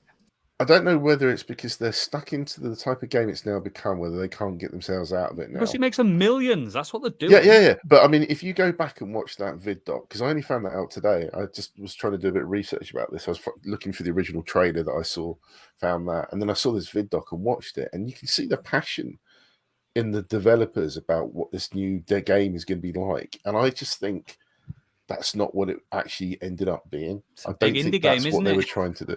Their little contract with Activision, I think, fucked them over. And I think it's not the game that it's going to be. But yeah, Destiny for me was a great game. I spent a million hours in it. I really did. But it wasn't what I thought it was going to be. It was no Killzone, was it, pal? No. Excellent. That's all of us. Oh, and very quickly, I must say, I actually delayed. I just found what's his name? The menus on Netflix. The menus on Destiny. Oh my god! He's realised he can change his armor on Destiny. Oh my god, this would even better. The original voiceover for the Ghost, Peter Dinklage. Peter Dinklage. I actually found it quite endearing. It didn't bother me as much as everybody. It became made Nolan North then, didn't it? Did. I don't understand why they changed it. It actually kind of worked. Well, no, because his performance. Dinklage didn't have the time to do it. He didn't have. That's why. Yeah. Dinklage did the voices when Game of Thrones was still in its first season. Yeah, back in 2009 or something. Couldn't get him like for that. number 2, could they? But his performance, because it isn't quite right, kind of works as a Ghost to me. Because the Ghost is obviously just this unnatural AI sort of thing going flying around. Hey, did you know that in the last expansion on Destiny 2, your character talks now? Yeah, randomly. He just speaks like, what the fuck? You don't even get to choose his voice. He's just got he speaks now. Okay. Or she speaks now. It's weird, isn't it? After all these years, I'll be like, whoa, you can speak? Fucking weird, man. It's weird. That's like a Tom and Jerry film.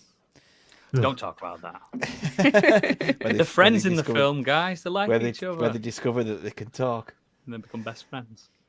Oh. Anyway, yes. Brilliant. Thank you for that topic, Gadget. We got content out of that. Do we have a... we delivered the bare minimum. Do we have a mailbag? Is it bulging or is it just a bit sodden? Oh, it's a bit sodden. We've only had a few ones this week, but they're all quality. They're all top quality. Maybe unlike us, they do their research before buying things. Yeah, probably. So we'll start off with Xenos Infinity, who came in on Twitter saying, there's a game on Steam called Dark. It was advertised as a spiritual sequel to Vampire the Masquerade Bloodlines. Ooh. It's actually more like a cover-based shooter, but with all the shooting pointed at you, and you're allergic to bullets. Stealth powers are useless too. Oh. I've never even heard of that, but I like Vampire the Masquerade. I think I've heard of Dark. I think I know the kind of game that it is. The reason it's probably still on PC then is probably because it's gash. Yeah, I mean, you can buy it on G2A right now for £1.36. Nah. Yeah, Wikipedia says Dark is a stealth action game with RPG elements that lets you slip into the role of the ultimate killer, a vampire. Stalk you enemies, not stalk your enemies. Stalk you enemies from the shadows, then use powerful vampire abilities to attack and silently dispatch them. The exciting story of Dark immerses you in a world full of blood and darkness. Funny no way. In which the hunter can become the hunted at any time. I think it's riveting. buying that now. Yeah, mixed reviews on Steam. It's been out since 2013. It's not very good. When you see the mixed reviews on Steam and there's some little evangelist in the bottom going, I think this game's really good. Ignore the negative reviews. They all must be wrong and I'm correct. Yeah, always makes me laugh. Poor lad. Everything, no matter how bad it is someone's favourite of something. Of course, and so it should be. Yes. Next up, we have Ray. He's come in saying, the most misleading trailer I can think of is the trailer for the 2009 game Brutal Legend. Uh-huh. I picked this one over some more famous offenders such as Watch Dogs or No Man's Sky. Oh, Watch Dogs. Jesus. I weren't allowed to talk about No Man's Sky because I've done that. No, you too weren't, much. because you would have went on for days about it. The reason I picked them instead of these, though those trailers provided false information about features the games did not have, the trailer of Brutal Legend completely switched the genre of its game. The trailer was depicting a fast-paced hack and slash game with a wacky heavy metal theme and Jack Black as the main character. However, after the first handful of minutes playing, the game turns into a third-person RTS and stays like that for the rest of its run-through. Turns out EA had such low confidence in the game's strange design, it fabricated a trailer with footage from the prologue alone to make the game appeal to a wider audience. Yeah. In fact, they even made a demo with this particular portion of the game, so everyone was fooled back then. The whole story is kind of funny when you think back, but I would like to share it with you guys. Wasn't funny. I want Candy's a so refund. heartbroken. I want a refund for Brutal Legend. Full Can I price. just mention about No Man's Sky that put one of my best mates off for pre-ordering because of how that originally turned out. How dare he? But I've been there since day one, and it's a good game now. Haven't they bloody well turned that game around, though, and actually delivered, if not what they said they were going to? Yeah, imagine if they wanted to charge for it. I'd have been fuming.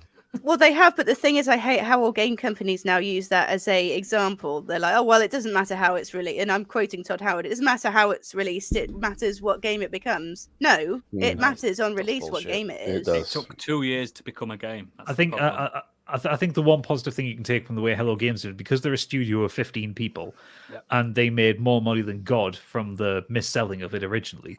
Yeah, all the updates have been free. Yeah. Like Fallout 76 came out and it was a bag of shite. And the first thing that the Bethesda did before fixing the game was put a fucking premium pass into it. You know, which Candy bought. Wasn't there I didn't. That's when it lost me. Even me. They're like a massive misselling on what's at the center of the universe for No Man's Sky as well. Yeah, and guess what it was? Another universe. Yeah, just reset the universe. Reset the game. Yeah, it doesn't do that now, by the way, guys. I'm not going to spoil what it does now, but it's really good. Yeah, but the game's good now. Someone's like, "Oh, finally got to the end of the universe," and the clips went bricks up on your YouTube, console now, and it was. No, it's a good ending now. Yeah, because Sean Murray had gone out and said stuff like that. You know, it'll take you years to finish this game. There's like 14 quadrillion planets or something. It took me a week to finish. I was going to say like the first person who publicly finished it was like 17 hours. It took. Yeah, nothing will ever be better than that Jurassic Park theme. Like, yeah, where it shows that you get like dinosaur-like creatures like this because it's like procedurally generated. So it could just do any kind of creature.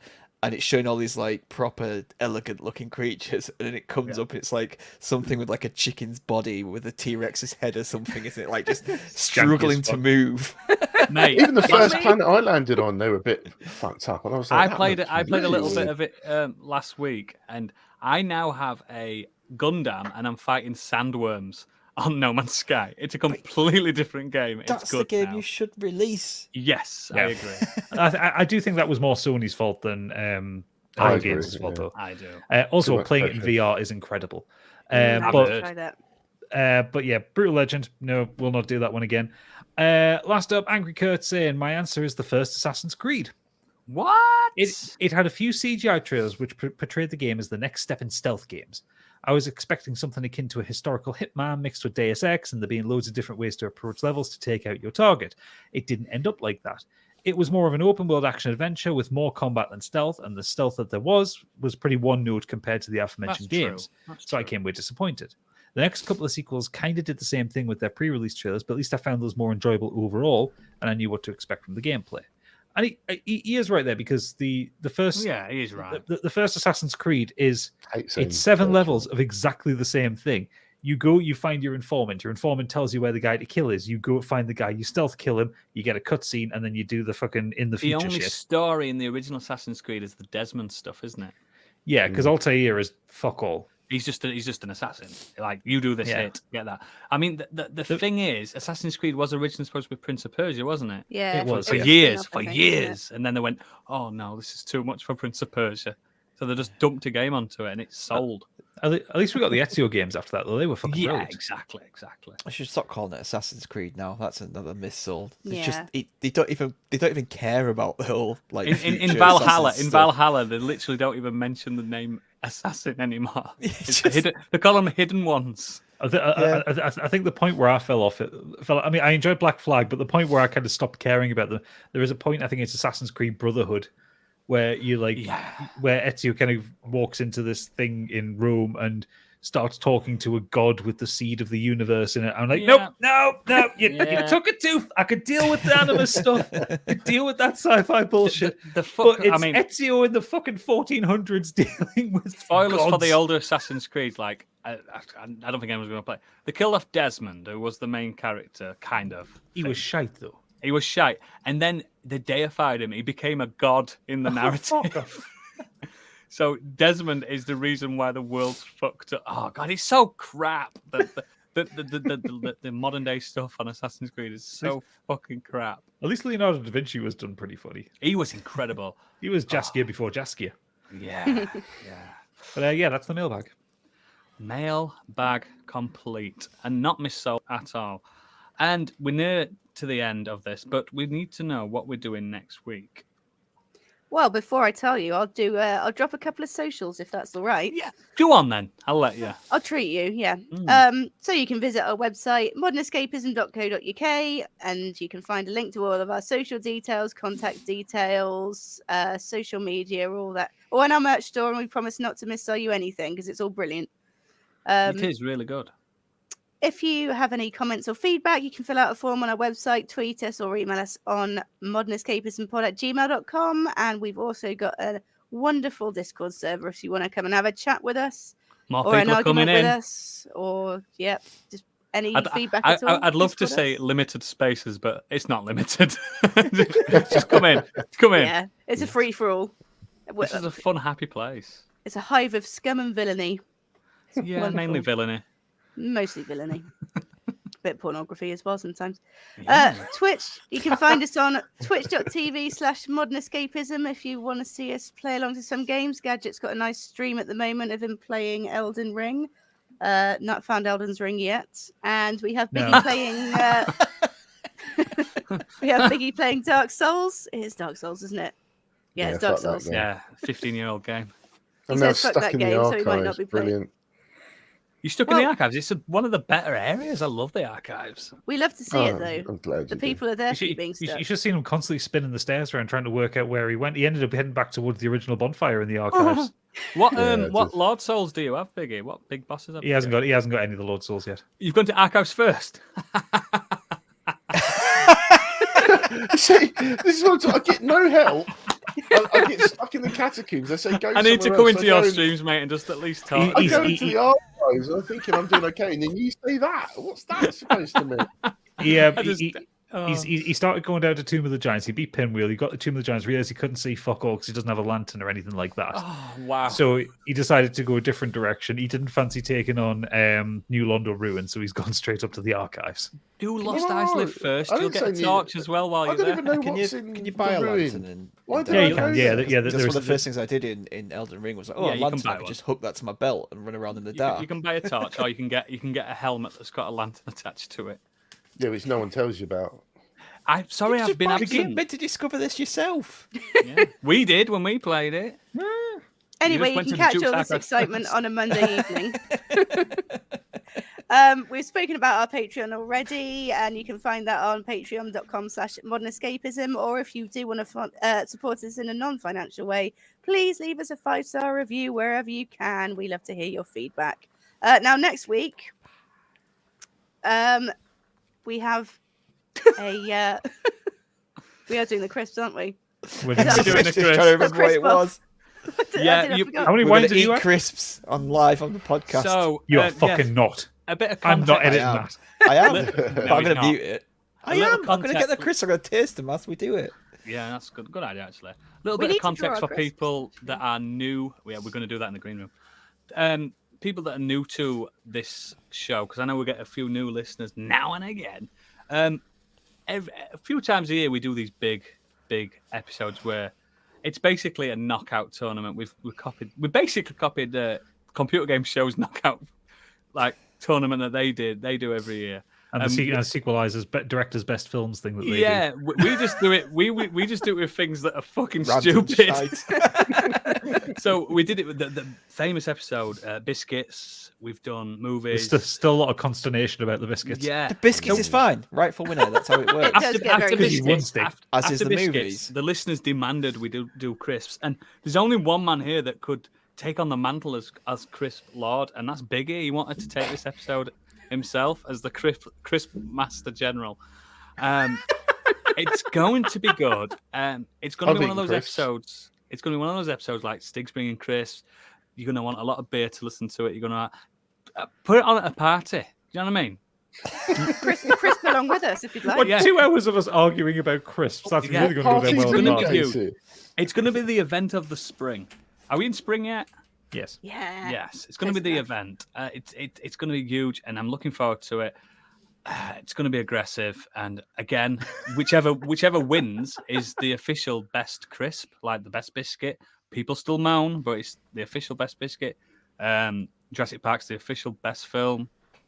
It's simple. Our rules are infallible. You can't argue with the winner. So it's gonna be good. Did you win best biscuit and best film? Yeah. He's going for the hat trick this time. You know what he's like, Mr. Competitive over there. He's going to come out with the.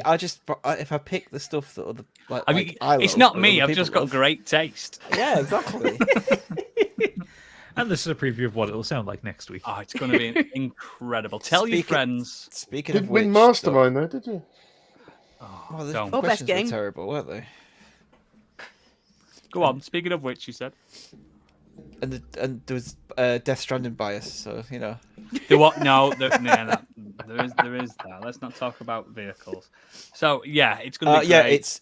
This episode we are recording that on a Friday night. So if you do have feedback and you want to get in feedback on what you think is the best crisp, then you need to get that into us before Friday. We're going to put it on Twitter earlier than the episode, obviously. Yes. Yeah, but the episode will still come out at the normal time, but we have to record early that week. Yeah, because we're off on his jollies to Newcastle. Yay! But yeah, that's been the episode. We're going to meet you in the green room. We're going to do our crisp nominations as well, aren't we? In the green room. So patrons, they get even. Oh God, it's so tasty. For everyone else that's not a patron, become one. But thank you anyway. So good night. Bye. Bye. Bye.